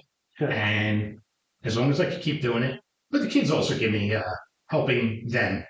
It gives you some motivation. It gives me some motivation without a doubt. Talk to me about that. You've always, out of all of my friends, there's nobody that's more motivated and been more successful and just always moving forward than you, really. I say that to my kids too. Where does that come from? I would say, because again, everybody has reasons that they could want to sit on the couch and waste away, right? Absolutely. I grew up, if you listen to some of my podcasts, and we know each other a long time, but I grew up with a dad that always found a reason. Yeah. That he couldn't do something. Right. And I wanted to be the opposite of that. So that's what drives you. That's what true. Yeah. I think for me, I guess mine was kind of almost self-prescribed. It was almost dictated to me. Meaning, growing up with a disability, there was just so much that you had to overcome. Yeah. And at the time that I grew up, where the acceptance was nowhere near what it is now. Right. It just was like, if I'm going to get anything, I better push for it and keep working at it and keep working at it. And it started with the littlest things like acceptance. I wanted so bad that people would just see me as me. Yeah. And not a wheelchair. Right. Like one of the things, it's like, I joke about it now. One of the things I always say is like, I love for somebody to say, oh, the Italian guy, dark hair, dark eyes, instead of, John, the wheelchair guy. I'm like, that's like saying, it's just like, I want to be not the wheelchair guy. It's like, I want to be the guy. Describe me as me. Yeah. And I joke about it now because it's like, it's so easy for me to just identify it. I even told you when you came over. Yeah, that's what you said. I said, you tell the doorman to say, I'm going up to see John, the wheelchair John. And so, because I guess it's easy. But anyway, at the time, that's some of the stuff. It was like, I wanted to get people to accept me, to look past things. So I was always motivated to do something more, something better, extra, something that would make people take notice as well. Right. Other than the picture of you. Right. Right. Other than the visual. Yeah. Other than the visual. So it's like, I was thinking about it when I was saying, I'm going to get these podcasts. And I know we just talk about stuff. Things like that. Yeah. And I always think it's one of the most joyful things that I have is when I take we used to do a lot of demos, go to schools, and play basketball there. The look in people's faces, the kids, when you start to play basketball, and we started scrimmaging before we let the kids get in the chairs, which is a bunch of fun. Yeah. Because they're dying to get in the chair, try it out, And they laugh because they can't do it. Right. Who's spinning in circles because they don't know how to do it. Yeah. They're trying to dribble and the ball's going one way, the chair's going the other. All this shit. But I loved it because it's like the expression, I can almost see them when I look at some of the kids, they're like their eyes wide open. It's amazing. Yeah, they're like, wow. I think the biggest thing is that it helps from the standpoint of if I can, just by doing something that I love and that I really train and do well at, if I can make somebody else accept a person who look at a person with a disability differently in a positive way. In a positive way. It says, yeah, they have a disability, but they can do whatever the hell they want. If they, it's like they can do everything that you do, just exactly differently. It's just differently. That's all. But they could do the same things. Yeah. And that's kind of like it. I love doing that. I mean, and that's one of the things. So all that kind of stuff led me into, I have to push for myself. I was always put down a lot as a kid growing up, even as an adult. I mean, just people just not thinking you're going to be capable of doing it. Oh my gosh, I could tell you stories till like the cows come. Really? Oh yeah. Again, like sort of almost equating you being in a wheelchair with you being mentally handicapped. Absolutely. I don't mean to laugh at it, but I mean I can understand how that happens, I guess. Yes. But, I can tell you for sure. I mean, being in a wheelchair means I'm stupid. Yeah. It means I'm deaf. Really? Oh yeah, I had people scream at me because they didn't think I would understand them. Yeah. Or I couldn't hear them. Basically, also that I sit on my brain. Yeah, because it's like that's what they think of. Yeah. I can't have sex. That was another big common one. Yeah. But all of these things. Word on the streets, you got a fucking hammer. But anyway, next. Just fucking around. Sorry. This isn't a stump that you're looking at. Wait, I'm in wheelchair. You were born with 3 half legs? Yeah, there you go. Sorry. No, it's all right.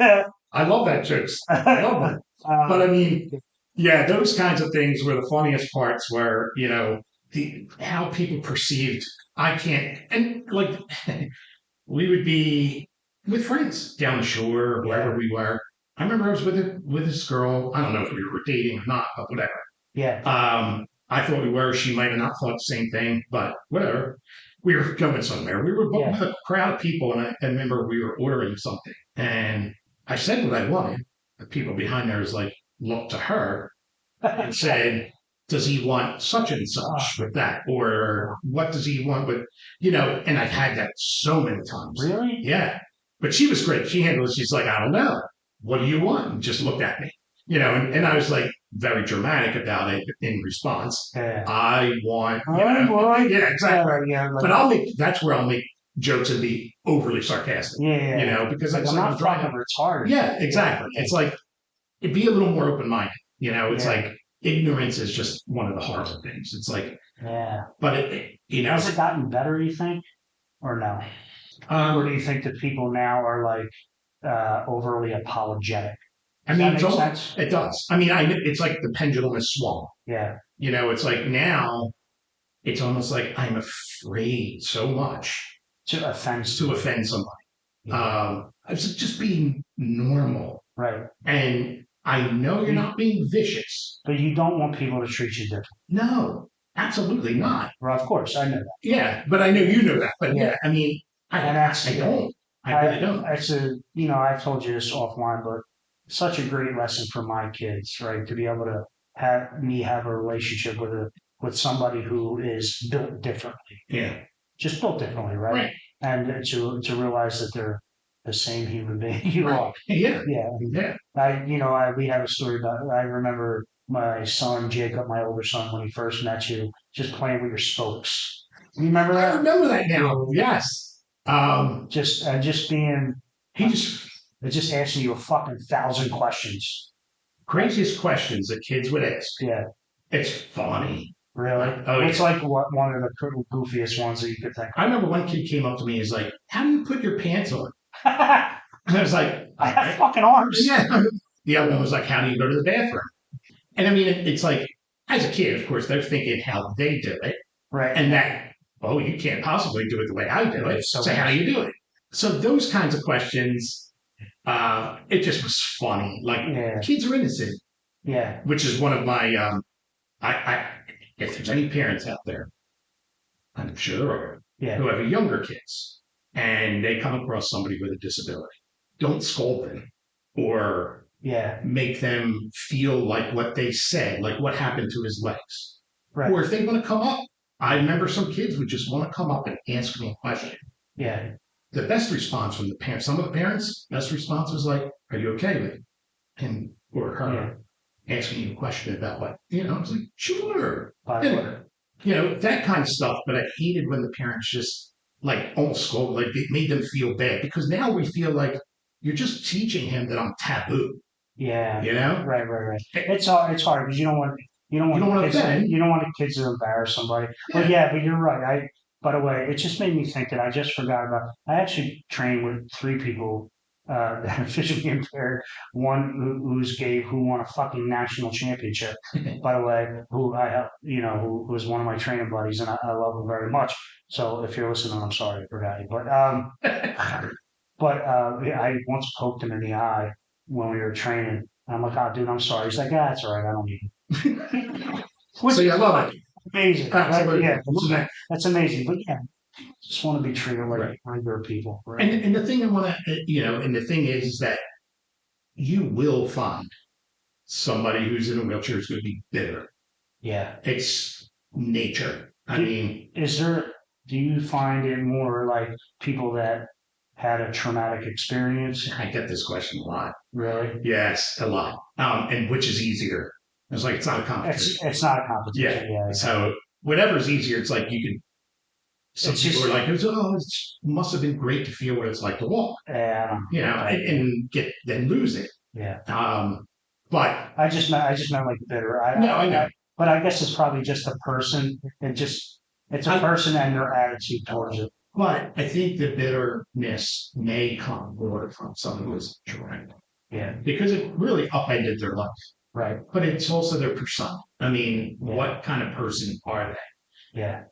I've talked to like a mentor of people who've been injured for one reason or another, even though I wasn't a traumatic injury. Yeah. But I've talked to them because I still know what it's like. Of course. What kind of things you're going to face, the stereotypes, all this kind of stuff. And, it's like, that's the one thing I was like, I know it's not easy. And I know you hate it because even though I didn't experience it, sure, I want to walk. God damn it. Of course I do. And I get my own sad days and I'm mad that I don't have that. But it's like, I just try to tell them, it's like, if you can, there's things you can do. This isn't the end. It's like, that's what I try to tell them. But unfortunately, you're going to find some people who are just that bitter. And unfortunately, it's like when I tell the example about kids asking you questions, you may find one who's not going to be very receptive. And I hope it's very infrequent. But I think it's better to let them ask the question, in my humble opinion, than to shy away from it. Yeah, there's nothing wrong with being inquisitive in an honest, absolutely, like respectful way. Yeah, without that. And kids are not respectful, right? I mean, but just in a very honest, inquisitive way. Sure. Yeah. Yeah, I get that. I think one of the things, me and my friends all growing up back in the days, like one of the things that still is hard is staring. Yeah. I've never really. I mean, I'm used to it, and I look the other way. Yeah. If it's a kid, a younger person, I don't pay much attention to it. Okay. If it's an older person, right. I'm like, come on, you should know better. Yeah. I mean, you've been around the world enough to know this is not new. This is not new. Yeah. And I mean, it still happens to this day. There's somebody just gawks at me as I go by. I'm like, really? That's exactly what I say. I just actually say it out loud. I'm like, really? And that's what I mean.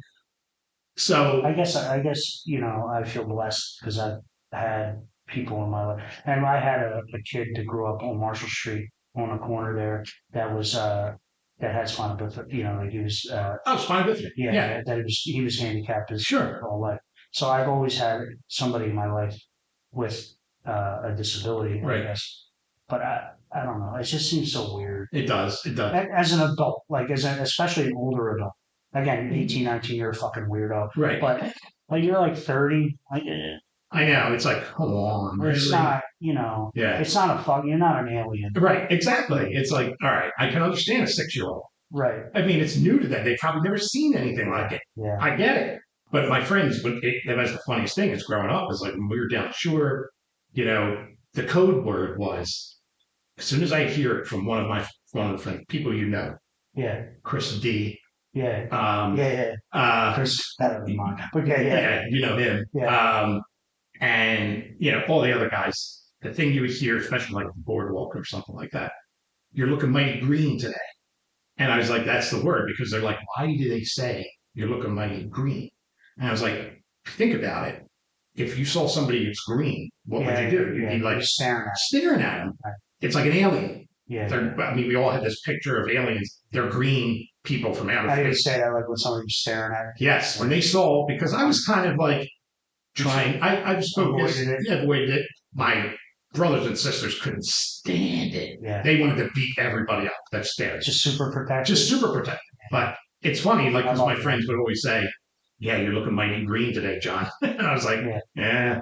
I was like, I actually think, thinking about, like, your brother used to be in our fantasy football league together, and used to watch you take some ribbons. And if there was anybody that felt uncomfortable about it, it would be him. Yeah. But he would eat it too. He would. He knows that I'm like, I could deal with that. Yeah. But he definitely. I think that would be hard for me. It's probably harder for them than I think. Because they probably want to be more protective of me than I am of you. Yeah. All right. I need to switch gears here. Okay. Dude. No, this is awesome. I'm doing a second of this. Awesome. All right. So let's talk about, how about do you have a plan right now for the next 5 or 10 years? What's going on in your mind? Probably the biggest thing right now is just kind of figure out what my new me is. Yeah. Post-COVID with these long COVID. Right. If I can nail that down, then I can know what I could do. Like I could plan accordingly. Yeah. I know what to expect. So you're sort of like in an in-between stage. I am in an in-between stage. But probably those, that's probably number one. Yeah. Number two would then be, once I know that, is to find my next purpose. Is it like doing talks? Like one of the things I always loved was when I would go to a school or talk to someone, like the biggest thing was I'd even talk to medical professionals about attitudes toward the disabled. Yeah. And just talk about the experiences. Yeah. Things like that and how they could change even how they treat people. Well, you've been doing that a lot. Exactly. Throughout your life. I mean, you're fucking natural at it, But I would love to do it more. Like I would do it with kids. I would go to schools. I would do it. If somebody would say, talk to my class about being in a wheelchair and what it's like, I'd do that in a heartbeat. Like if I could do some of those things, it'd be meaning I'm looking for my purpose, a little more of the purpose now that I don't have a job. I got to figure out what that is. And then where I'm going to go. I don't know. Am I going to stay here? Do you have a fear you're not going to find the next purpose? It's a big fear. Yeah. Because I feel like I'm struggling to find that right now. I fight it. Yeah. What keeps me going is basketball. Right. And helping with the kids. Yeah. That's definitely. You love coaching? I do. I mean, let me put it in a caveat. Right now, coaching, I can't coach. Meaning I can't manage a game. Okay. My brain gets all scrambled. Really? Yeah. Like knowing it's like, okay, I got to watch this. I got to watch what they're doing. I got to think about subs. I got to how many timeouts. There's so many factors. Yeah. That I start to get. And a basketball game goes fast. And it does. So you got to be like really on point. So coaching, I've tried it a couple of times, and it's just like right now, post-COVID. Yeah. And it's just not I can't focus enough, which is odd because I can play. And you've got to do a lot of things. You got to focus playing basketball too. Sure. But I think what it is that one is more instinctual, like you're playing so long. Because you've done it forever. Yeah. And the other thing is more you've got to You got to be strategic about your players, what the other team is doing, all this kind of stuff. Yeah. But I say that, so that's why I say with a caveat, I love coaching. But you want to be I want to be the best. person who teaches skill, helps them along, right? Gives them examples. Not necessarily a game day coach. Exactly. Yeah. If I could be there and never have to coach the game, I would love it. I would love it. And that's what I do now. It's like I just help the kids when they need help and coach them in a non-game situation. I love that. Yeah. I love, even with adults, really just helping and just like seeing that, like the light bulb. Yes. You know what I mean? Yes. Yeah. I know exactly what you mean. Whether they even realize it or not, it doesn't matter. Right. But just seeing that light bulb, like, oh, that's how. Yeah. Yeah. Yeah. And I find myself, everything that I always gravitate. Like I'm not even a black belt in judo. I'm the step below, but I'm a brown belt. But I'm always coaching somebody. Right. And sometimes I can. At first, the instructor or sensei used to get annoyed a little bit by me because he's like, shut the fuck up. You don't even know what you're talking about. But then he's gotten used to me now. Sure. And he accepts that I know a little bit. But I love it. I love watching that. I love watching that light bulb turn. Yeah, and that is a really cool thing. I think that's one of the best parts about teaching or coaching or whatever it is, no matter what age they are. I think kids are more of like a sponge. Yeah. Which is what's awesome about it. Yeah. If you could give yourself advice when you were 18 years old, what would that advice be? Don't be afraid to take that risk, take that chance. Yeah. Hindsight's 20/20, and it's like. Is there any risk in particular you can think of? I think the one I might have alluded to earlier might have been my Europe, or my career. Okay. Taking that job. Going to Tulane, breaking away from what's comfortable. Yeah. That's kind of also the advice. It's like you're not going to get anywhere by staying the same. Right. You have to take those chances. You have to take chances. And if you don't, you could live a nice line, but you're not going to get anywhere. You're not going to increase. You're not going to expand your horizons. Gary Vee, I don't know if you know who that guy is. He's kind of like a motivational speaker. He owns an internet wine company. Oh, yeah. Yeah. But he talks about that. And it's especially important to take those chances when you're young. Yes. When you can recover. Absolutely. You're not going to take the same chances at 50. No. But you have I'm trying to instill that into my 17-year-old son right now, is that now's the time. Like you have a stable environment at home. Right. Go fuck up. Yeah. Who cares? Exactly. And maybe it's not a fuck up, and maybe it turns out to be amazing. Exactly right. Yeah. I didn't have a stable home like that where I can necessarily come back to it. Yeah. I mean, I could have went back, but like you, the best thing that ever happened to me was getting away. Right. And I couldn't go back. Yeah.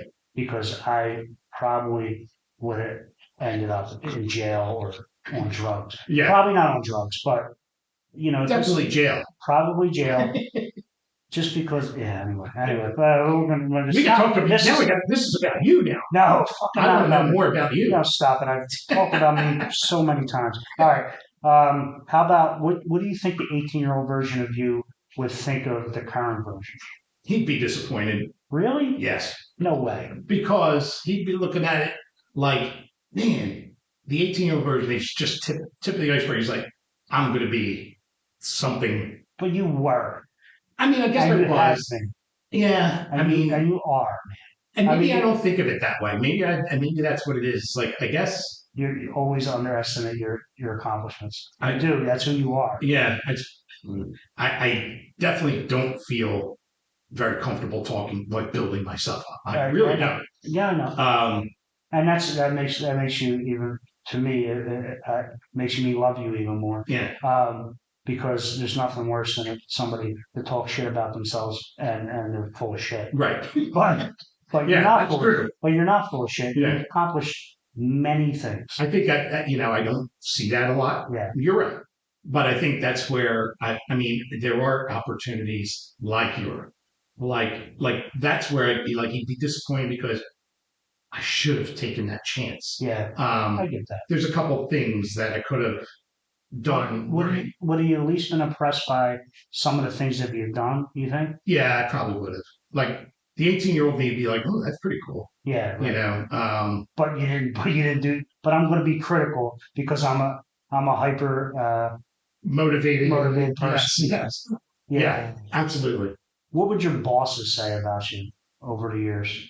I never really got bad Reviews from bosses.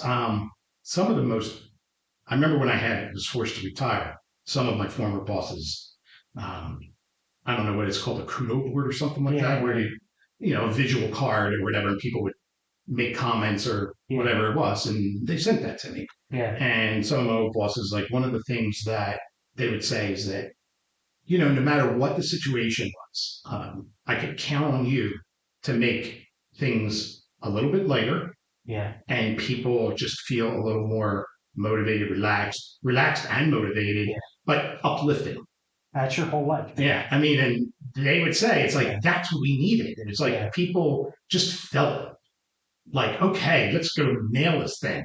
Do you have any advice for a new boss? Somebody who's actually getting into a leadership role. Yeah, because I've had an experience with it, which is probably, if you're going to ask anything about what I would tell a young employee, it's kind of along the same line. For a boss, I'd be like, welcome, accept the input. Yeah. Don't be afraid of the contradiction. Yeah. To what you may believe. Yeah. To be true, because that's why they're there. It is. It's like you hire somebody because you think that they're bright and they can do the job. Right. And maybe they think they can do the job better with a little bit different thing. Yeah. I'm struggling with that right now, man. I really am. Like, there was a time in my career where I wouldn't speak up. I would just eat it. Yeah. Yeah. I'm too old for that shit. But I'm starting to get beat down again because nobody listens. Right. That's true. And I have a lot of experience. I have a life experience. And if it's not their idea, they don't want to hear it. That's true. Yeah. It's just very frustrating. Extremely. And I'm not like that with my employees. Like, I want to hear, if you think I'm doing something wrong, tell me. Right. My ego is I want to do the best job. Yeah. Like, I want to be the best. Right. So if you have a better idea, I'm fine with stealing it. Right. That's the thing, is like, Like, that's what I don't understand, right? I agree. And then I'll give you credit.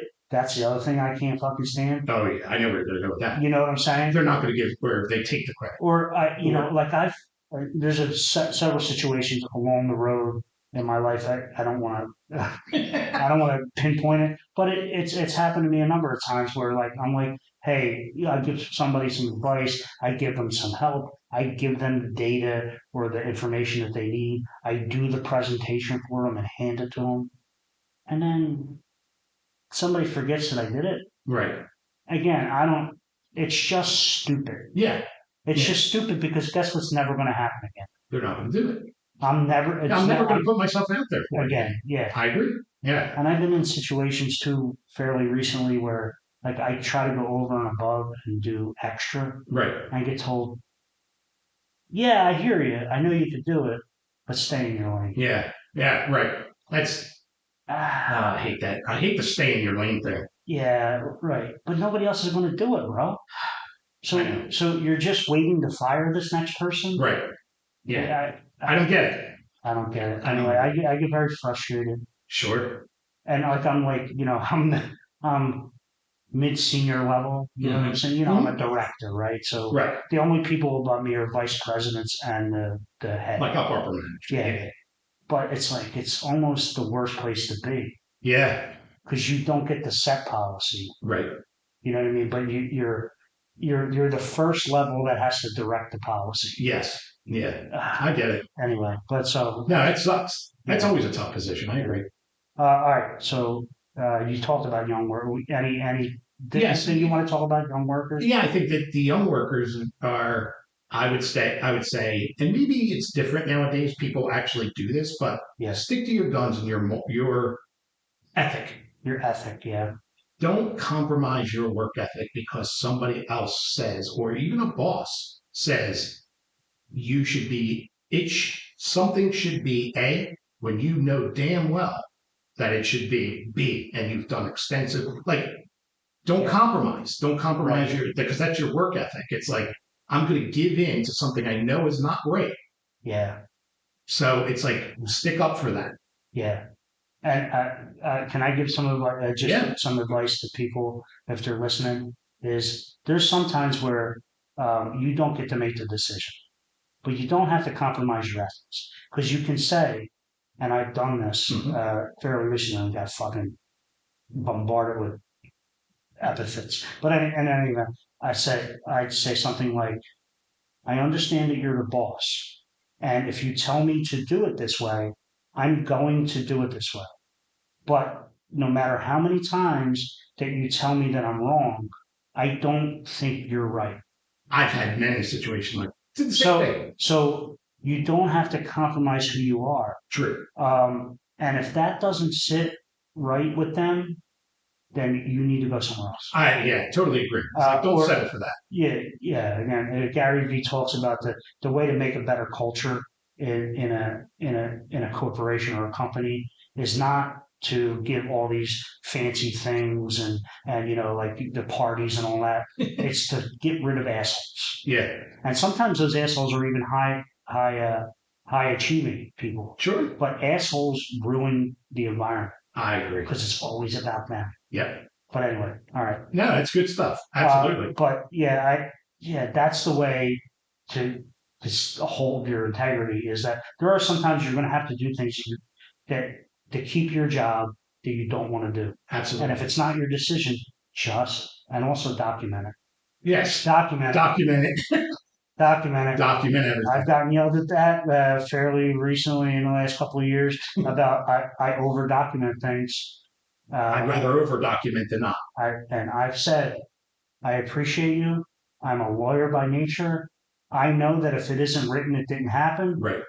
So it's going to get written. And if that's not okay, that it's just going to have to be not okay. Right. Because I'm going to do it. I'm going to do it. Right. Exactly. We're not going down that road where we say something and then everybody forgets that it got said 2 years later. Right. That I get blamed for it. Fuck you. Yeah, exactly. I've been there. Fuck no. I've been there with insurance adjusters early in my career. Oh boy. I've been there where I've had chain emails where I said the exact opposite thing and they still blamed me. Right. Like literally in the fucking email chain. In the whole chain, they still at the end. They're still like, I can't believe you did that. Like, you fucking told me to do it. I know. Here's the fucking email that you just responded to. So many situations. Son of a bitch. Oh, God, that's so annoying. Yeah, anyway. How about just dealing with struggles? Like, everybody has struggles, whatever that. What is your advice to young people with when they get to that struggle point and it's the point where you want to give, everybody feels that at some point where they just want to fucking give up. Right. What's your advice now? It's so easy to say, just don't give up. Yeah. So I'm not going to stick with it just like that. Right. Of course, that's the big mantra. Yeah. Don't give up. But I think one of the things is be okay for a moment with where you are. Yeah. Like, in other words, if you're in a struggle, you recognize it, acknowledge it. Right. Kind of like say, okay, own it, take a minute, but don't dwell on it. Like, make it part of what you do and then just make it something that it's a goal for you. Is, okay, this is where I am. I'm going to be sad. I'm going to dwell on it for a little bit, but then I'm going to move on. I'm going to start to say, okay, now I need to change that. Yeah. So it's I think that's the biggest thing, is just like, not embrace the struggle, but it's like, be comfortable with the fact that you are. Recognize the fact that you are. And there's some things you can't control. And that's the other, right? That's one of the things that somebody told me, just out of the blue, stop focusing on the things that are out of your control. It'll just drive you crazy. I know. I do all the time. John, that's my biggest struggle with navigating the world is not internally, but externally. Like, when I see people being just rude to the world. Just like just uh, not understanding that there's other people in the world around them, and I can't control any of that. Right. I can't control how people react to other people or treat other people. I can only control what I do in my day. Yes. But I struggle. I'm better at it, but I'm not good. Oh, yeah. I mean, for sure. Again, I can't. It's hard for me to imagine to have to be in your situation and have to deal with people just being fucking weirdos. Yeah. All the time. True. Like, but yeah. And just accepting the fact that you can't control the way people react. Yes, which is absolutely true. And for me, it's so minor, but I just but it's frustrating too. It's so frustrating. Absolutely, just the door, holding a door or saying thank you. Oh my gosh, thank you. Like how about fucking? I stopped. I let you go at the stop sign. Yeah, I didn't have to stop. I was there first. Fucking wave. Acknowledgement that exists in the world. Right. Thank you is the biggest thing. I make it a point. Yeah. To say thank you to anybody that does something for me. It's like even the smallest thing. The smallest thing. You gotta be appreciative. Yeah. Of it. Yeah. The best advice you ever got? It's going to sound very cliche, but don't take no for an answer. Yeah. Don't let that be your first. Don't let the first no be your answer. I mean, in context. Yeah. When a woman says no, it's no. It's no. It's okay. That's the time when you say no is okay. The first no is all it takes. Right. But seriously, it's. But in life, when you want something. Yeah, if you want something, it's like somebody's going to say, no, you can't do that. Or just the no is going to be the easy thing. Well, it's easy for people to say no. It is. Yeah. So you have to then find another way. You got to keep chipping at it, because you can do whatever it is. Yeah. So I think that's probably just happened over time, but don't take no for an answer. You got a worse piece of advice? Or something? Somebody was. I'm sure it was something to do with maybe somebody telling me to buy a pair of boots, or I don't know, something silly like that. Or stay in your lane. Stay in my lane. You can't do the things that you've done. Yeah, I mean, have there been people that sort of try to listen, John? I know you want to, but slow down. Right. Has there been people? Always. Yeah. Always. Too many sadly, they're like, nah, you can't. I mean, it's like, you don't want to do that. Makes others uncomfortable. Fuck that. Yeah. I mean, I got to be me. Yeah. And just because somebody else may not feel comfortable with it, like my enormous cock makes people uncomfortable, John. And I'm over it. Reminds me, it's one of my. I'm just kidding. Ass cock.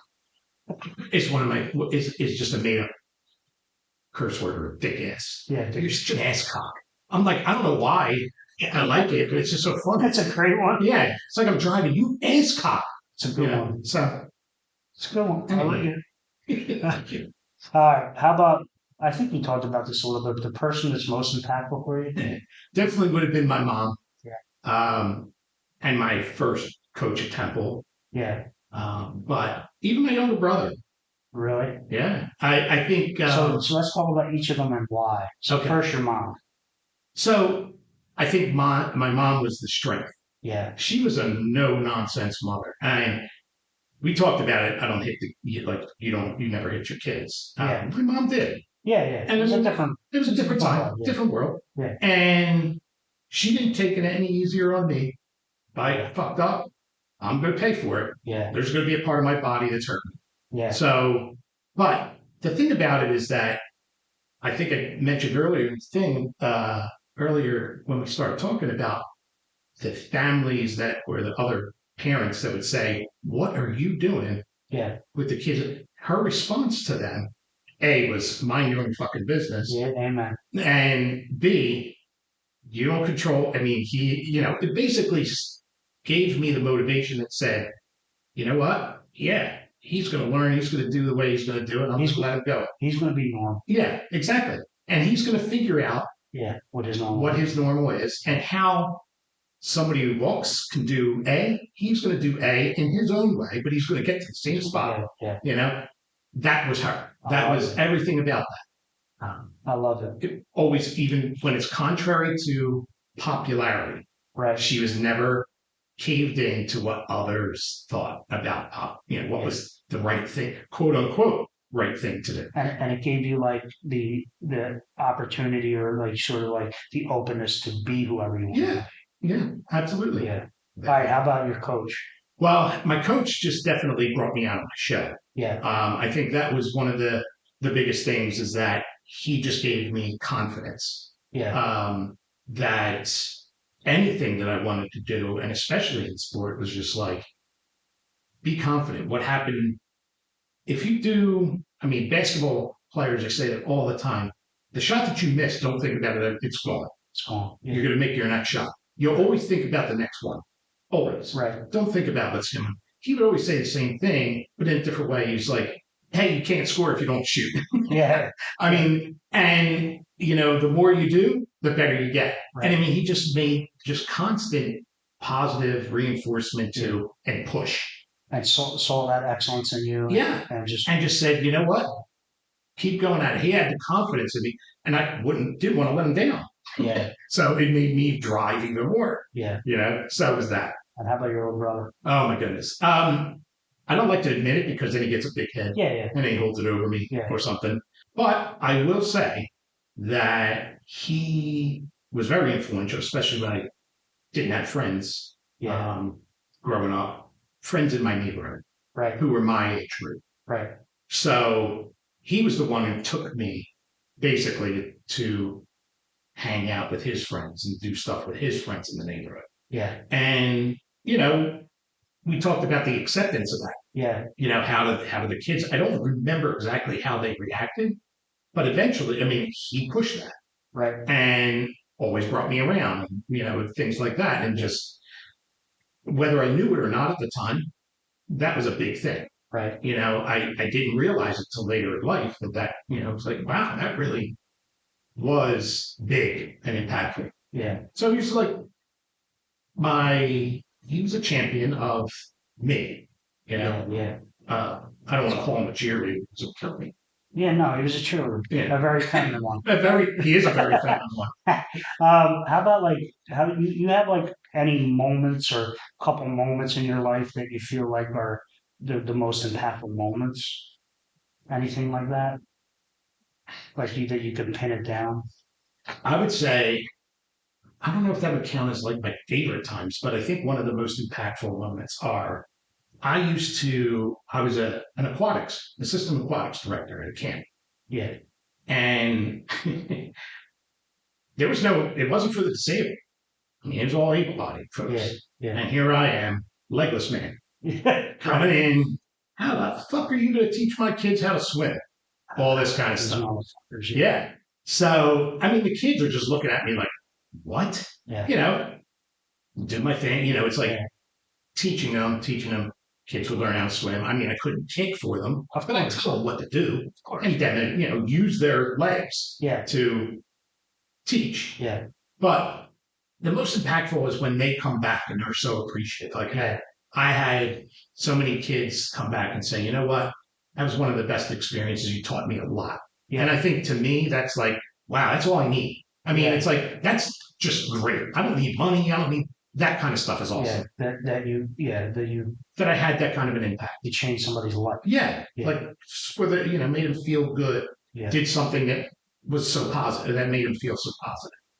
How about, I'm going to switch gears here. Okay, good. I need some embarrassing shit too. We've been talking about really nice stuff. And, I saw and some struggles. Yeah, and my angry things, or there's still some things that I have to tell you one of them, but. All right. How about a drunk or high story or 7? I don't care how many. Probably drunk. Yeah. Would be my good friend, Mike. Yeah. So you had Frankie on earlier. Yeah. And his big brother Mike. Yeah, his big brother Mike. I mean, he was like my brother. Yeah. Or I was like his big brother, but he was a brother to me. With him, one of the most embarrassing things that happened was we were out at a club, and I finally get to talk to this girl. While we're talking to her, he's so drunk. But then again, so am I. So I'm talking to her. The girl's really pretty. Mike is sitting next to me. He's looking, Mike green for a different reason. It's like he's just turning green because he's so drunk.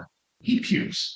And it like splatters all over the ground and hits her feet. But I look at him puking. Yeah. I puked on her legs. And I was like, oh, fuck, I can't believe his heaving and vomiting made me vomit. This poor girl, yeah, she did not like us after that. So yeah, that was hard. That was very embarrassing. And I think the other one was when I did something bad. I'm not always the same. Really? Really. Like I got drunk one time with a bunch of folks that I worked with at a camp. Yeah. Yeah. And one night we snuck out, like pretended we were ninjas. And there was some symbol that was like really like the symbol for the camp or whatever, like symbol of goodness or whatever. Yeah. We all took, like, there was one guy who's carrying me on his back to this place. We went to this thing and we chopped it down. Like, because we were drunk as fuck. Yeah. And we chopped it down because as the drunker we got, the more we hated it. But I was embarrassed because we were all called out in front of everybody. I mean, I lost my job as a result of that. So that was the first time I ever got fired. Yeah, but I guess it was deserved. But it was fucking funny. It was funny, and we had a ball when we did it. Yeah.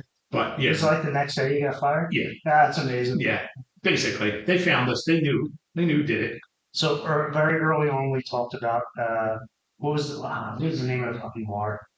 The Lagoon. Lagoon. Do you know the story I want to tell? I'm going to say there's a nickname for our friend. We called him the Milkman. Yeah. And there was a reason for that. Why is that? The Milkman. So let's take the Milkman and translate it to the female anatomy. Yeah. Okay. I guess everybody could figure that out by now. Yeah. What we're talking about. But the reason why he called himself the Milkman is like he would be able to get somebody to flash. It's not this one, but I don't know. So he would always use me in various stories to get them to flash for me.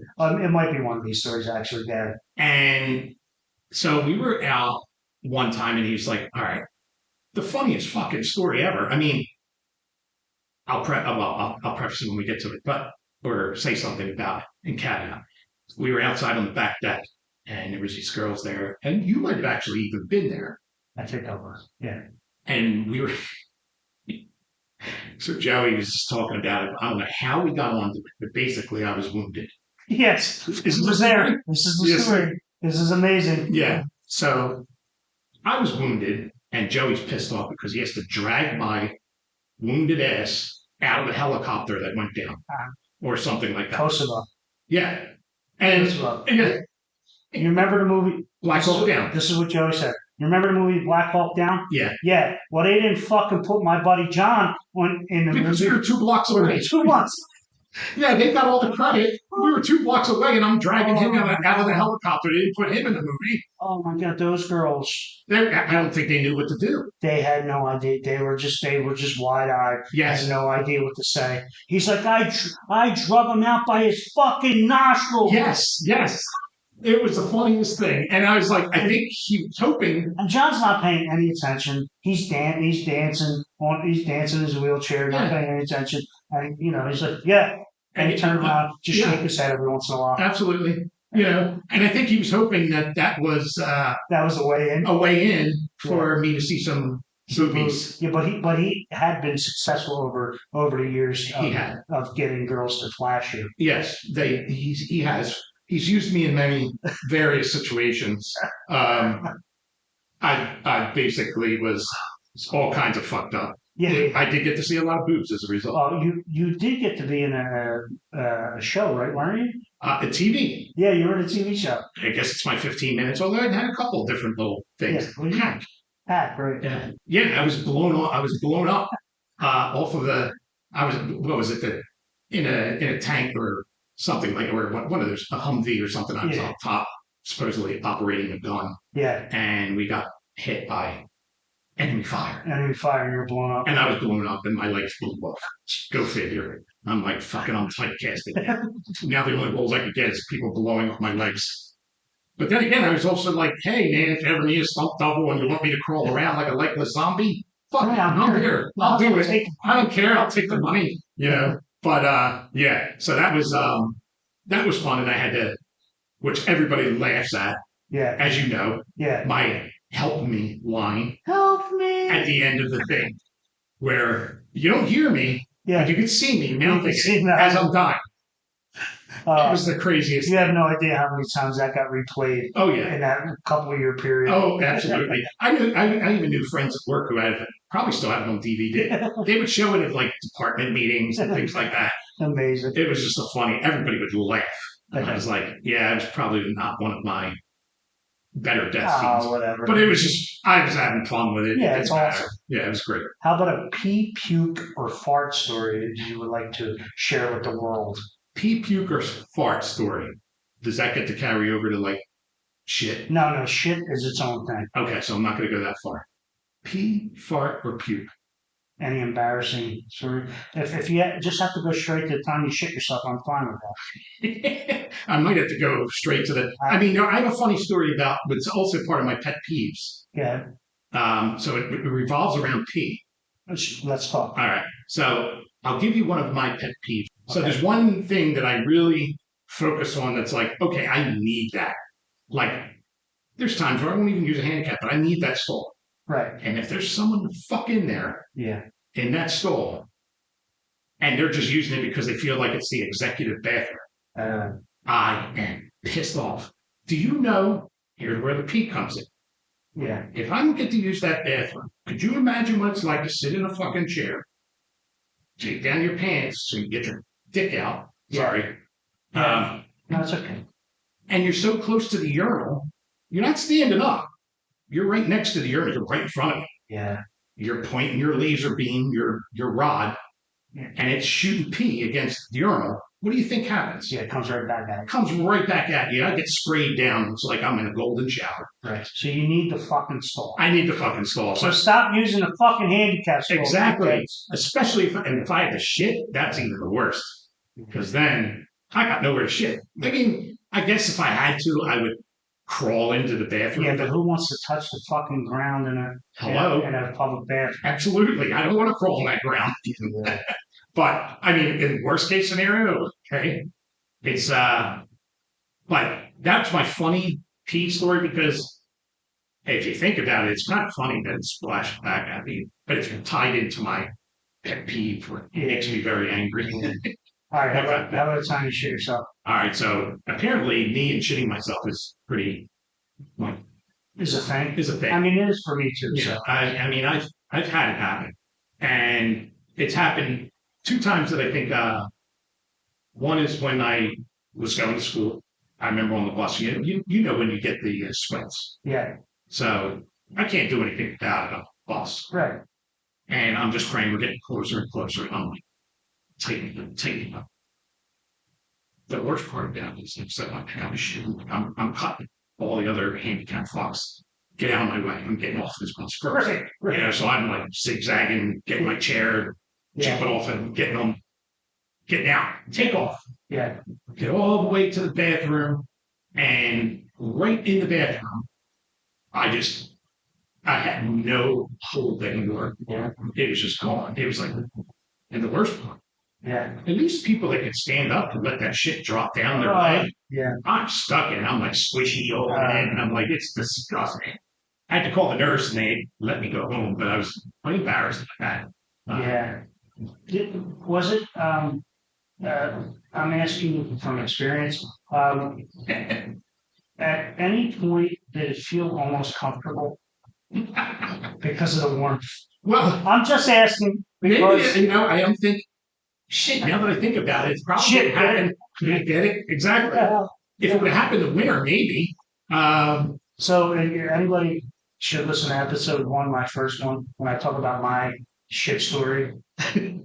Because I shit one. And now I'm gonna have to go and listen to that. Yeah, so I-76, and I basically had to sit in my shit for 45 minutes. Wow. Yeah, see, I have Because there's nowhere to pull off. right. And I had the rumbles, and I tried to hold it forever, and it was traffic. It was like, fucking gridlock. Oh yeah, And then, it's just, eventually it just hurt so bad, I just let it go. All I'm saying is you should get leather seats. That's all I'm saying. I've had leather seats ever since one of those episodes, without a doubt. Yeah, that was my other one. Is like I had the same experience with my friend. I mean, Yeah. we had many a trip going down to Atlantic City. There was, I warned people at 3 o'clock in the morning, do not stop at McDonald's to get something to eat when you have a 45-minute drive home, unless you know if you're past that rest stop Yeah. between Atlantic City and Philly, Right. you're fucked because that's exactly what happened. I passed that rest stop and boom, it hit. Mike's sleeping in the back seat, laying down. I'm like, I just slammed on the brakes, pulled over to the side of the road, got my ass hanging out the back window. He's right near me, and I'm like, I'm just letting him loose. And he's like, when you were driving? I was driving. I slammed on the brakes, pulled over, and I was like, I gotta get. And to this day, I tell the story, and I'm like, there's a tree that grows on the Atlantic City Expressway as a result of my fertilizer, without doubt. It's amazing. Yeah. Have you ever been caught or caught anybody having sex? I never got caught. Well, check that. I wasn't having sex yet. I was getting it. But I was doing something in public. Yes. So what happens is I'm in the old makeout phase. Yeah. And we're just getting in. So, and for the 17-year-olds, that's like fifth base. But anyway. Right, exactly. Fifth base. Don't forget. Because they're fucking weirdos. Yes. So we have that. Next thing I know, police pull me up. And the worst thing that happens is, like, of course, they come up, they get her out of the car, thinking she's a hooker. Right. So they're grilling her. They're like, she's not a hooker. I'm like, yeah. It just was the most embarrassing, but yet, needless to say, when she was cleared of non-hookerness, I did not get one. Yeah. No. I think it took the mood. Yeah, it might have took the mood away. Yeah, almost gone to jail. Yeah, I think that dampens the mood. And then the other one was like probably my experience that I told you about when I was a young kid playing basketball. One of my teammates in the back of the bus was just getting oral pleasures from a girl in the back of the bus. Really? I guess it was his quote unquote girlfriend at the time. And she was just going to town. In front of everybody in the back. I mean, they were trying to be discreet. Right. But how discreet can you be in a short van? Right. Yeah, like a passenger van with a bunch of wheelchairs too behind you. Yeah, that is 100% like a fucking stupid movie. You know what I mean? Like one of those dumb fucking comedies. Yes. Yeah. So that was some of my experience at 12 years old. That was interesting. Oh, wait, and they were adults? Were they adults? Oh, yeah. Oh, Jesus. Yeah. So you're literally seeing adults giving blowjobs at fucking 12. That's amazing. I didn't tell my dad. Yeah, no. Yeah. I mean, maybe when I got older. Yeah. Eddie, do you have a bunch of stories like that with these guys? Yeah. I mean, there was just so much that I got to see that I probably shouldn't have. Yeah. At such a But you feel lucky to, in some ways. In some ways I did. Yeah. But then I think I passed it on, like I corrupted my other friends. I know that I'm older than all my friends. Oh, yeah. And I corrupted a lot of them when they're in their youth. Like I would get people in strip clubs. Yeah. They were 16. Mike, my friend Mike, again, as sadly. I can't tell you how many times I got into after hour clubs. Yeah. Just by pushing me in. Nobody, I was like, yeah, dude. The guys told about that all the time. Yeah. You never had to stand in a line. Never. And you didn't have to show ID or really. I mean, how often are you going to really stop? I was like, dude, just don't stop. Just push me. And just wait. They typically just let you go. They will not stop me. Trust me. So and sure enough, they did. I think Frankie would appreciate this actually, but Mike was like your best friend. Absolutely. And we talked about it on Frank's older brother, Mike, passed away, heart attack, basically at Sunday night. Yeah. So shocking. Yeah. And he was in his 30s. Yeah. How'd that, how did that feel? That's like the first real loss, was that? Yeah. I mean, I don't know if it was before my mom or not, because I lost her to cancer. Yeah. She was only 50. So, like maybe around my age, young. But Yeah. I was actually kind of devastated. Yeah. The news. I mean, I didn't find out. I think Joey was the one who told me Okay. because I was driving to his house or something. Yeah. And I was in shock. I mean, I just because we were I don't want to say thick as thieves, but I mean Right. we just did everything together. I mean, it was like, and but no, we were. There's stories I could tell you about him and the dates that he got to go on and that I laughed at, and I have a story about him that's Frankie was, but Well, just give us your favorite. I gotta get it to you. Yeah. So there was this one time he's like, okay, I met this girl, like, I don't know if it was before online or maybe it was, but he met somehow through some service. Yeah. Met this girl. And I'm going to meet her for the first time. You know where I live, there's Phil's Steaks? Yeah. So, which apparently is really good steaks, people say. That's what they say. That's what they say, but I mean, it's good. But yeah. Anyway, so I get in the car and he's like, I don't want to beat up like, Phil steaks are great. Yeah, anyway, exactly. Phil steaks are great. They, good point. I don't want my South Philly privileges revoked. Yeah. So I'm driving, and he's like, "Stay with so in case I'm supposed to be stairs." Yeah, and we could do it. Okay. And we're just waiting, like sagging down and trying not to be seen or whatever it is. And I'm just like, it's not for me. Put my head up, look all around, and nothing against what is it, the weight challenged? What's the politically correct term? Which I never know what to say. I don't know about. I mean, I'm not saying about all fat people, but she was big. She was a big girl, without doubt. She had some extra pounds. Absolutely. Something Mike did not expect. But I did not let him away from me. So I rolled down the window, told her, here he is. And he was looking at me in shock. Like, so he had to go and meet her. I was like, you can't let him walk out now. Yeah. And I was like, so he had to take her out to this club at Second or Front Market, right on the corner. I can't remember the name. So I was like, I'll meet you there. He's taking her.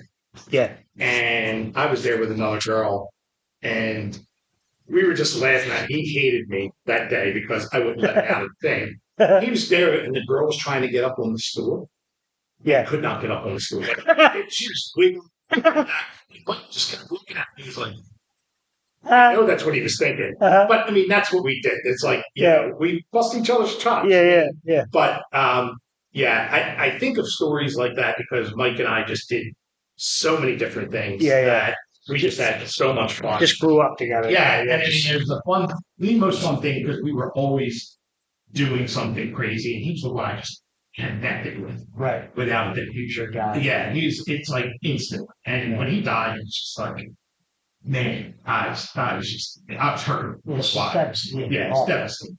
Yeah, in his 30s. Yeah. There's not his birthday's one day before mine. Yeah. So it was like every year we'd always celebrate at midnight because it's both our birthdays, we'd say. At the same time. But, every year it's like I just can't. That day is always sucks. It's like, man, even to this day, I'm sure we'd be celebrating his lifetime row. Yeah. Because I've been taking. Yeah. Not taking. Acting stupid. Yeah, acting stupid and not getting hunted for it. So. All right. Here's my 20 questions, right? Yes. All right. It's the Angry Day podcast. What makes you angry? What's that thing? I did talk about the stall. I get really pissed off about that. Yeah. I'd say besides that, is the people that overly, there's two things. One is overly complain about stuff that's going on. Right. Like, and just dramatically tell that to the world. Like it's the end of the world. Right. And I'm like, I don't even complain. I have some really tough days. There's people out there I'm so grateful. There's people out there who are so worse off. I don't want to say worse if it sounds really bad. They are. I mean, they have much more challenges than I. Let's just say that. Yeah. And I just hate when people just make that and it's got to be all about them. And I get the everybody has their own struggle, but don't bang the horn and But you're not the only. you're not the only struggle. So it's like don't make it like Yeah. it's the only thing that's out there, and Right. Or yours the worst. yours is the worst ever. You want to publicize it so much. It's like keep that. There's things that I can't stand stuff like that. Again, it's like that connection with the world where you don't understand that you're just a part of it. Yeah. And like, for instance, I know people get really mad at me about this stuff, but like when people like you lose your grandmother or you lose your mother who's 75 years old. Again, is 75 years old the oldest in the world? No, but it's not a fucking tragedy, man.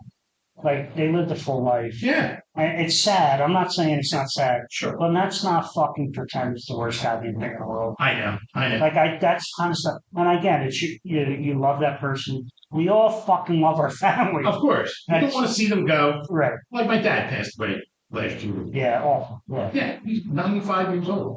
I mean, and it's never a good time. There's never a good time. Right. But it's like, wow, he did. You live a full life, and it sucks, and I miss him. Yeah. But it doesn't like. If you live long enough, that's what happens. I have to say that's one thing that probably I hate most about Facebook. Yeah. Or any kind of social media. It's like that stuff. The overdramatic thing. Overdramatic. Or the passive aggressive, like, oh, I can't, dude, just fucking call the person. Yeah. Whatever it is. It's like, yes, all that crap. Yeah. And just all these schools. I can't believe people do this. Shut the fuck up. I know. Exactly. Nobody wants to hear it. But non-stop. Yeah. But that's driving me nuts. Yeah. How about what makes you happy? What's the one thing that besides sex? Yeah, sex is wonderful. Still. I think honestly, the one thing that really gives me a lot of joy is that coaching sports, I teach. Yeah. I could be in miserable moods. Right. And I hide it well. Yeah. There's always time. I mean, I don't think there's a time where I really show. No, that I'm in a bad mood. I've said that before, but that's true. Yeah, I really don't. I mean, and I know that's something I do. I always put a nice smile face and facade. But it's whenever I'm in that and I can like go around and see the kids enjoy and I'm helping them and they're really taking it in, that I love. That's like, that gives me a lot of joy. Or I almost take it as a challenge when a person's having a bad day. Yeah. Is just doing something small.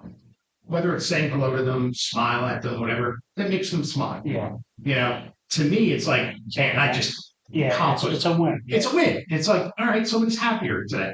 It sounds corny, but yet it makes me feel so good. It makes me happy. It's more positivity in the world is that's way too negative. Yeah. Yeah. We need more. Always positive. Yeah. Let me ask you a question. This is more off, but I know that you're really good at putting a good face on it. Do you do that even with your friends and family? Yes. Yeah. It's never going to be about John. I try not to. I mean, I don't wear, like I've suffered with depression. Yeah. Especially after the COVID thing. Yeah. And now I still wind up with the face. I'll go out there and I'm smiling. But inside I'm like, I'm just not there. But I always just try this because it's like, that's the way it always been. Yeah, that's right. And I know that's not always a good thing. Yeah. So I guess my question to you is, what's your outlet? How do you get rid of it? Everybody struggles with it, right? So for me, when I talk about it or write about it, it's writing is a change in my life for me, right? So I'm not necessarily good at feeling bad for myself or letting other people feel bad for me. Right. But I had to express myself in writing, and that is really helped. That was my friend. Right. Okay. How about like for you? How do you get out of that? How do you get out of those doldrums? I think the biggest thing is even when I'm in that doldrum, I find that the most important thing is to find your feelings. Yeah. What's the thing that you always go to? For me, it's a sport. It's basketball. Yeah. I'm around all the guys I could be, but they're going to start busting my chops. Yeah. or we're just going to laugh at somebody. Somebody's going to do something, and let me tell you, disabled people are brutal to other disabled people. I mean, we'll laugh our ass off when somebody in a wheelchair flips over when they're not expecting it. Right. It's the most funniest thing in the world, you know. So, and then we lost their balls about it forever. But that's where I go to. It's like, man, I love when basketball's back because it's a lot of us getting together, and I could usually that'll be my own. Yeah. So just that camaraderie. Just that camaraderie. I think being around where you're just not, where it's not hard to set up, it's just there, and you just go. So, you know, for the first time for a really long time, I took the year off of baseball, and I was in my quote unquote retire. I was retired. Okay. And that lasted a year. Yeah. So, but for me, I ran everything, so I needed to step away from that. Okay. And I was slowly moving away, but I really missed that camaraderie. Yeah. You know, it's never, and I think you'll probably say the same thing.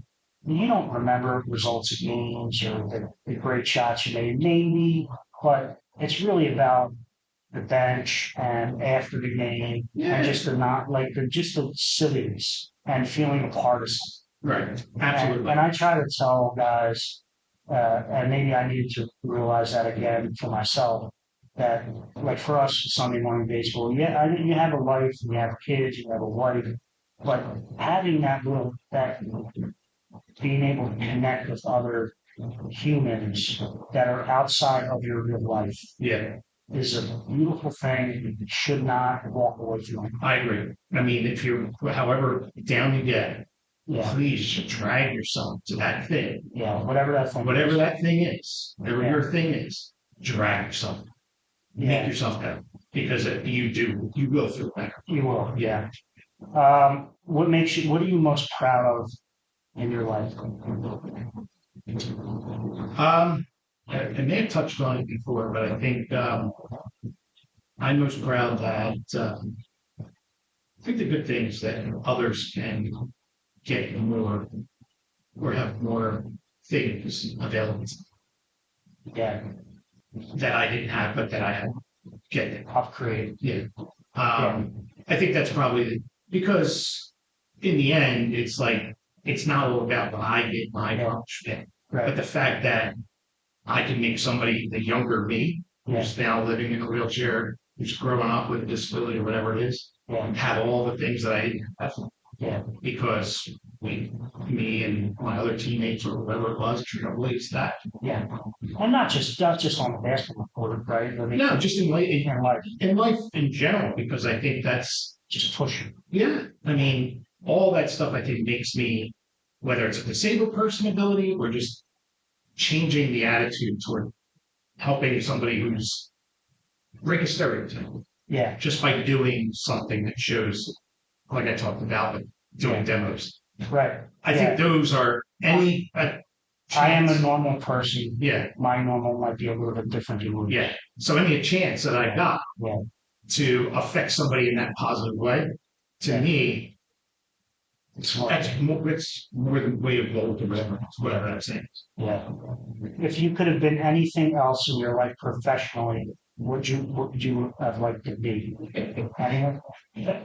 There's a few. I mean, I feel like you could say a million funny things. Yeah, I mean, there's probably a few that involve walking. I was going to say a professional sports player. Although that's if I went to Europe when I was younger, maybe I could have had that. But I mean, I didn't really know that existed. But and other than playing basketball now, which is never going to happen without the crazy ass miracle that I grow legs and join the NBA. But there's two things that I really wanted to do. One was be a statistician for like a sports team. Yeah. I did an internship doing statistics with Sixers. Yeah. While I was studying sports administration. Yeah. I loved it. I mean, that was like, I used to sit and watch basketball games and do the stats. Well, piece of paper at home. Yeah. I just loved it so much. Yeah. I don't know why I didn't make that somewhat of a career somehow. So it was either that or I really wanted to be an actor. Really? Yeah. I mean, I think you would have been great at it. I'm definitely goofy. I don't mind making fun of myself. Right. As a matter of fact, I love it. Yeah. To a degree, but Yeah. I thought it'd be really cool if I could be a stunt double with her like stuff like that. Yeah. And there just wasn't that many opportunities at the time. Right. But those are the things I would love. How about one thing you could change in your life? It probably deals with relationships. One thing I do miss, Yeah. I always thought I would have loved to have been father. Yeah. I don't have any, I mean, I love the fact that I can not influence, but have an impact Yeah. on other people's kids, Right. which you was told me about, Jade. Yeah. You Yeah. know, and it's like, I think that's awesome. Yeah. Like, to me, that's fantastic. Yeah. But I always would have thought, it's like, I would have loved that experience to be a dad. Yeah. So if I could change any of that, you could find somebody who let me impregnate him. Well, hopefully in marriage and things Yeah, like that. yeah. Seriously, I wouldn't call it the marriage thing, Baby but daddy. yeah, No, I agree. yeah, that's probably, I'm sure you. I do. I have no doubt that you would have been a fantastic father. I would hope to think that I would be. It's no different really being a coach, Yeah, other than it's a little more emotional. But I can imagine. but that's it. I mean, it's the same thing. Yeah, yeah. You don't ever stop caring about the players. No, you're right. Never. Yeah, no matter what they do, you don't. Yeah. Yeah, And if you could guide them more, you'd love to. sure. Like, That's like, yeah. in some ways, it's like being that coach or that mentor or an uncle. Right. It's actually sometimes in some ways worse because you don't have that direct influence. Yes. Yeah, it's secondary influence. You know what I mean? Yeah. Yeah. Anyway, That's interesting. Yeah. how about one thing you could change about the world? I would like for the pendulum to switch instead of swinging so far to the point where so tiptoeing on eggshells. Yeah. That I'd love for it to be back where, let's not go so far Right. that we're afraid to do anything. Right. Yes. A recognition that we have harmed people Yes. and that we should do something better. Yes. But pretending that making fun of things is not valuable. Right. There's no win when you can't talk about something. Right. I agree. I mean, it's like you shouldn't be afraid to say the wrong thing. I mean, or say something cringeworthy. Right. Whatever. Whatever it may be. Whatever. It's like, let's just talk. And if I say something that's like, you don't like, say, this is why I don't like it. Right. It doesn't make you an evil person. Yes, right. Because you think of this thing. Yeah. Or even if you believe that thing. Right. Change my mind. Yes. Let's just be open about that. Yeah. Instead of making that's Chappelle, right? I mean, it's like he's saying so many important things, right? And then we focus on these things. Yeah. Like we focus on parsing words out. Right. He talking about transgender. Yeah, the transgender community hates the motherfucker. But he also talked about how, like, his great friend was transgender. Like, he's not an evil person. Right. Maybe he needs to change his opinion a little bit. I don't know. Right. But he should be able to talk about it and make fun of it. Yes. I mean, I think that's where I would love to see a little bit more of that acceptance, like I said, acceptance and just I hope that a lot of people could say the same thing. I think that's right. I mean, that's why Donald Trump exists. Yeah. He exists because he says what's on his mind. Whether it's true or not, right, is a different thing, right? But he exists because, as Chappelle said, who I love, he's an honest liar. Yeah. Right? Yeah. He's going to tell you he's lying. He's going to tell you all his friends are lying. And he's a real legitimate piece of shit. Listen, you can agree with his policies and want him to be your president, but let's be honest, he's a pretty big piece of shit. But but he exists, and he exists in this world because people are tired of people just not saying the truth. Right. And I think that's it's like he's manufacturing. Right. That's exactly what it's like. So we need to be, it's like. So even when he's lying and he's full of shit, it's fun to hear him say what you're thinking. Yeah. I mean, that's what people will say. You're right. You're right. You know what I mean? Yeah. I just hope that, we are, in general, like more accepting of everything. And that was, like I said, so cliche now. Yeah, well, all this, but I really hope that someday will be the case. Yeah. It may not. For I don't think I'll be alive. Yeah, and I just did a podcast that get released before yours. Just we talked about 9/11 and just the dramatic difference of where we are now than where we were on. I just lost my phone. On September 12th of 2001. Yeah. Like we were like a united. Like politics didn't matter at that point. Yeah. Again, there's been plenty of points in history where they did in our country, but they didn't matter. We just cared that we were American and we had things in common and we wanted to be safe and wanted to care about each other. And then by the time we killed Bin Laden, we couldn't even celebrate that together over, like we did very briefly, but then it became very political very quickly. Absolutely. Yeah. And now it's just so out of control. Yeah, we're way too divided. We're sectioned. And like people are living by memes and they're living because this guy says that I'm supposed to believe this and they're not even thinking about it anymore. Yeah. And when you have a divergent opinion, like even like I'm liberal, right? I fully admit that, but I have divergent opinions sometimes. I've lost liberal friends because of these words. Donald Trump is not Adolf Hitler. And you lose liberal friends with that. Right, because he's not. Right. Right. That's not a fucking controversial thing. He didn't kill millions of people. Right. Right. Yeah. Like he's not that good. Yeah. I mean, I'm in the same. I'm liberal. Yeah. And a lot of our friends are fucking banana Trump.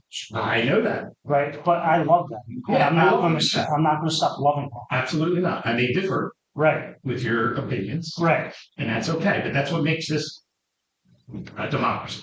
Right. And again, and your political opinion and where you come out on something doesn't really mean anything. Right.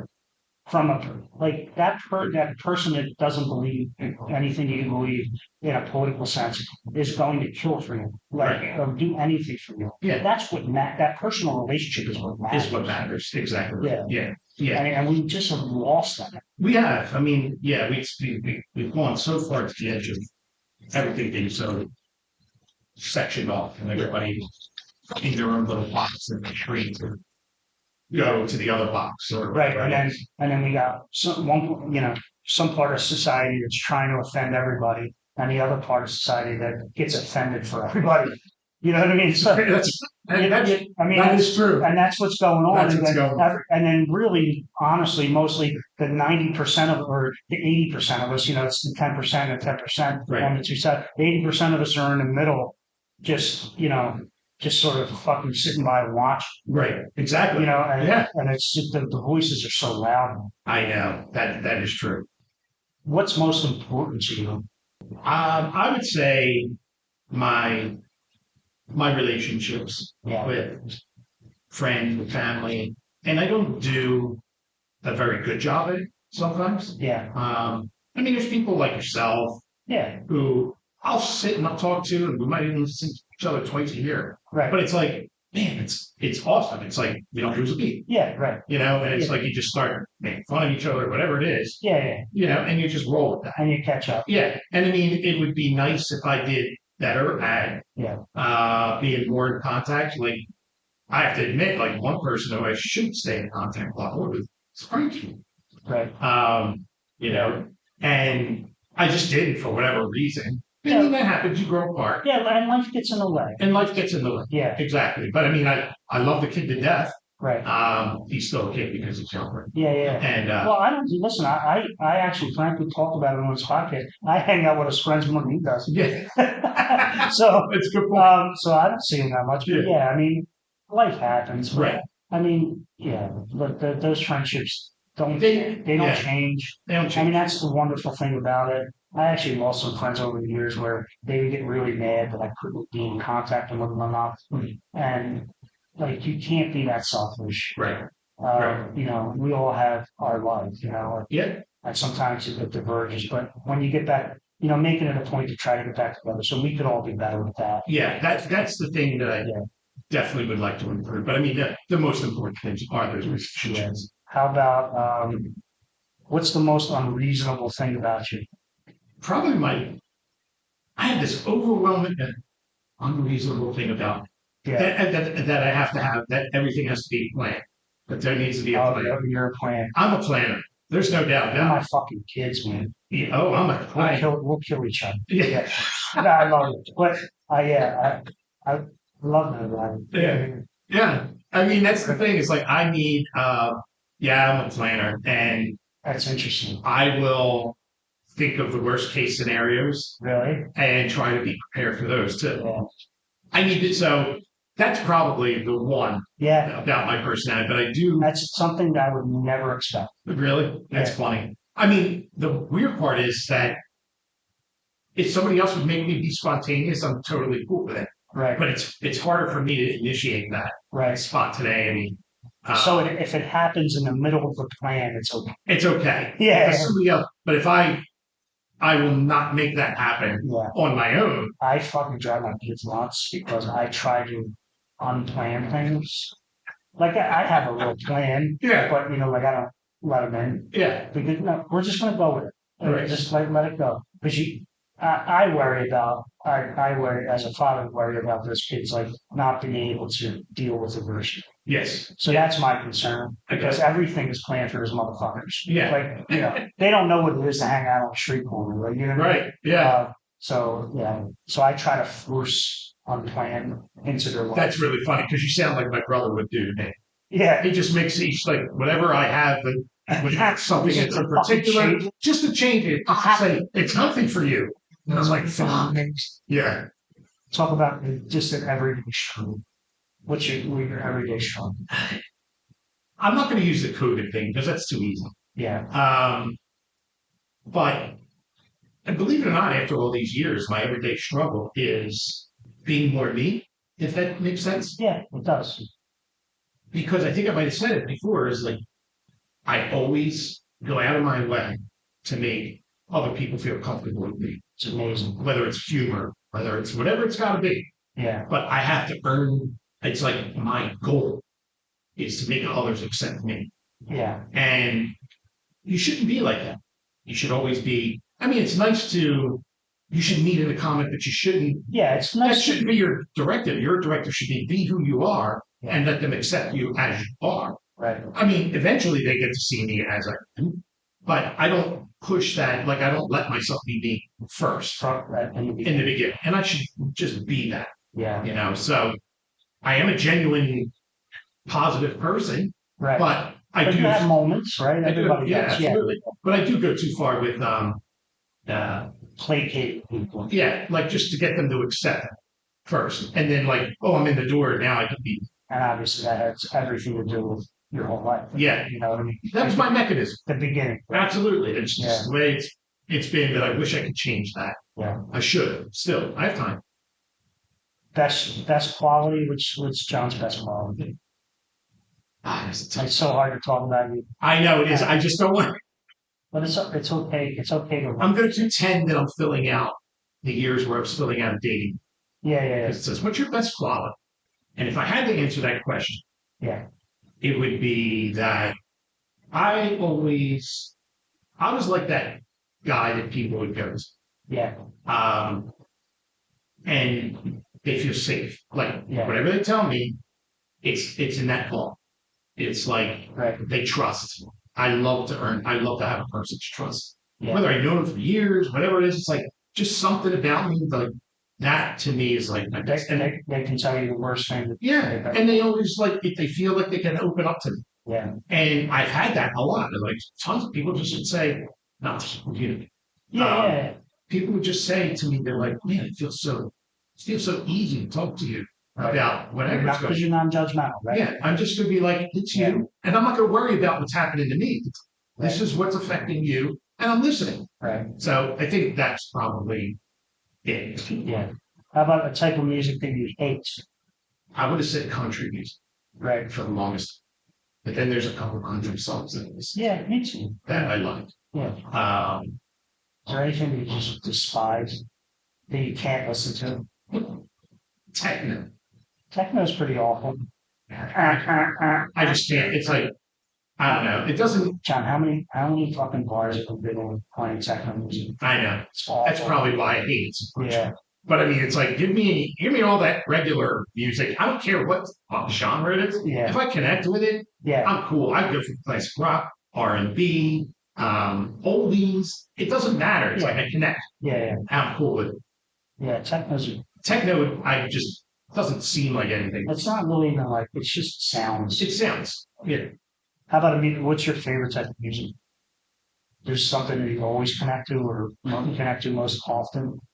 I would say it's probably more of the when I say R&B, it's mostly like the more classic R&B, like Yeah, the Smokey Robinsons, yeah. that kind of art, even like Motown, the older Motown. Yeah. How about like uh yeah, Jesus Christ, Marvin Gaye. Yeah, Oh yeah, yeah. absolutely. Like I love that stuff. Yeah, it's, I like funky stuff too. That kind of stuff. Don't get me wrong. I still love some classic rock a lot, yeah, and even some of the grunge like Nirvana and all that kind of stuff is like I love it. yeah. But if I'm really going to say I need to go to something, it's probably those classic art. Al Green. Al Green, love Al Yeah. Green, without doubt. All right, good. We're on the same page. Yeah. How about if you can meet anyone in history dead or alive? You have somebody. It doesn't necessarily have to be a famous person. But I always thought it would be really, really cool to hang out with Snoop Dogg.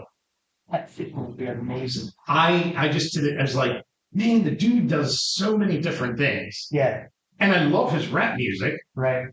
but he's also like just so funny and goes across all genres. And I think that's just the way you invent yourself. Yeah, But I mean, I just think his life and just hanging out with him yeah. would just be amazing. He seems like all like Zen now. Yeah. Yeah, like, Yeah, it'd be the he was like a gangster rapper Exactly. in the '90s, and now he's like everybody's fucking uncle. Yeah, Uncle it's the Snoop. funniest thing. Yeah. But it's like it's great because I would love to hear like his stories of gangster. Yeah, rap. yeah, right. It's just so I'd like to hang out with him, and I'm sure there's other political figures that I would, Yeah, yeah, no, that's like awesome. historical figures. But I always said I would just want to spend a day with Snoop Dogg. How about a karaoke song you would sing? It would then be anything by Frank Sinatra.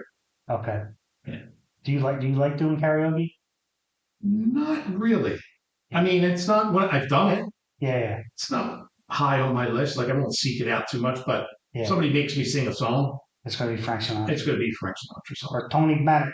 Maybe Tony Bennett. Tony Bennett. Or What happened to Frank Sinatra's dick? Tony Bennett. Sorry. That's It's fucking terrible. oh my god. Terrible. Yeah. It's Justin Christensen's joke from fucking 1992. Or I guess I mean the one karaoke that I did enjoy. I think Louis did it with me too. We were on a cruise and we did Lady Marmalade. Really? Yeah, and I was. I think I was. It was the later version, like with Christina Aguilera, not the original one. And I forget which one of them I was. We all did it. It must have been a joy to listen to. Yeah, it was like 4 of us guys on the cruise singing that song, each doing their different part. That was fun. If you were arrested, what would your friends and family think if they didn't know? What the fuck did he do? That's what because they'd be like, I have no idea what the hell, what the fuck could he have done? No road rage for John? I can't imagine that because I don't think people would think. I always remembered somebody at work would always say, I just want to be there the day where you snap. Yeah, I don't actually. Yeah, I mean, because he's like, you are gonna burst. Yeah, and I was like, yeah, I've gotten to the limit a couple of times, but I don't let that out a lot. But anyway, that's what I really think they would. They would have no idea. I don't even have no idea, but it would be something really off the wall. Yeah. You would have to be drunk, right? Probably would have to be drunk and did something completely stupid and maybe even a dare. Right. Yeah. Favorite place you ever been? You have a favorite place? There are a few, but I think one of my favorites was Alaska. Really? When I got to cruise in Alaska, it was just beautiful. And like I just enjoyed that touch with untouched nature, kind of. Yeah. Even though it's sad that it's falling apart. Right. But seeing the glaciers and all that kind of stuff was very peaceful, and actually sitting on a boat with bald eagles flying around you like seagulls Yeah. was phenomenal. By the way, you got to come down to my place in Jersey. You know, I have a place in Cumberland County, like 25 minutes from Wildwood, but it's in the middle of the state forest. Is it really? It's so quiet. Oh my gosh, yeah, I love that. I just want peace. It's so quiet. There's bald eagles there too, bro. Love it. Yeah. I love birds of prey. But anyway, I would say Alaska would be number one, and probably my second would have been when I got to see Belgium when I played basketball there. Beautiful place. Awesome. Yeah. Your favorite curse word? I mean, it's too easy to say fuck since that I've probably said it about 50 times already. Yeah. But motherfucker. Yeah. Just span you motherfucker. Yeah. Motherfucker. I mean, it just spans multiple things. What was the other one that you said? Oh, I called somebody a dick ass or ass cock. I gotta go back and forth. Yeah. I something off the wall. How about it's my part of my James Lipton homage because you ever watch Behind Actor Studio? Did you ever watch? Oh, I did. There was some. Yeah. So one part of it is he says favorite curse word, and he says, "What's your favorite sound?" That's a good one. Yeah. I know I love water. I love the water. Yeah. If I can hear just the sound of waves. Yeah. Crashing, I think I'd be happy forever. Yeah. I just love that sound. It's so peaceful. Your least favorite sound? Chewing noises. Oh, they're bad. Yeah, it's good. Open mouth ones. Like I had a coworker who would sit across from me, and during breakfast time early in the morning, and I'd hear those. It would absolutely. I would lose my mind. I would go berserk. I actually had to go all the way down the hall and visit one of my other coworkers. Just so she knew why I was there. And how long? It's probably way too long, right? Like it just take her way too long, or him way too long to eat. Yeah, I mean, but it was just so dramatic. I'm like, I'm like, I can't take it anymore, and I really would lose my mind and leave. So that's probably my worst one. All right, and my last question for you is, when it's all said and done, what do you want to be remembered for? What do you want us to say about you? I mean, that's assuming I'm still here. I probably won't. But anyway. Tommy always says that I'm going to be the one dancing on everybody else's grave. There's no fucking question.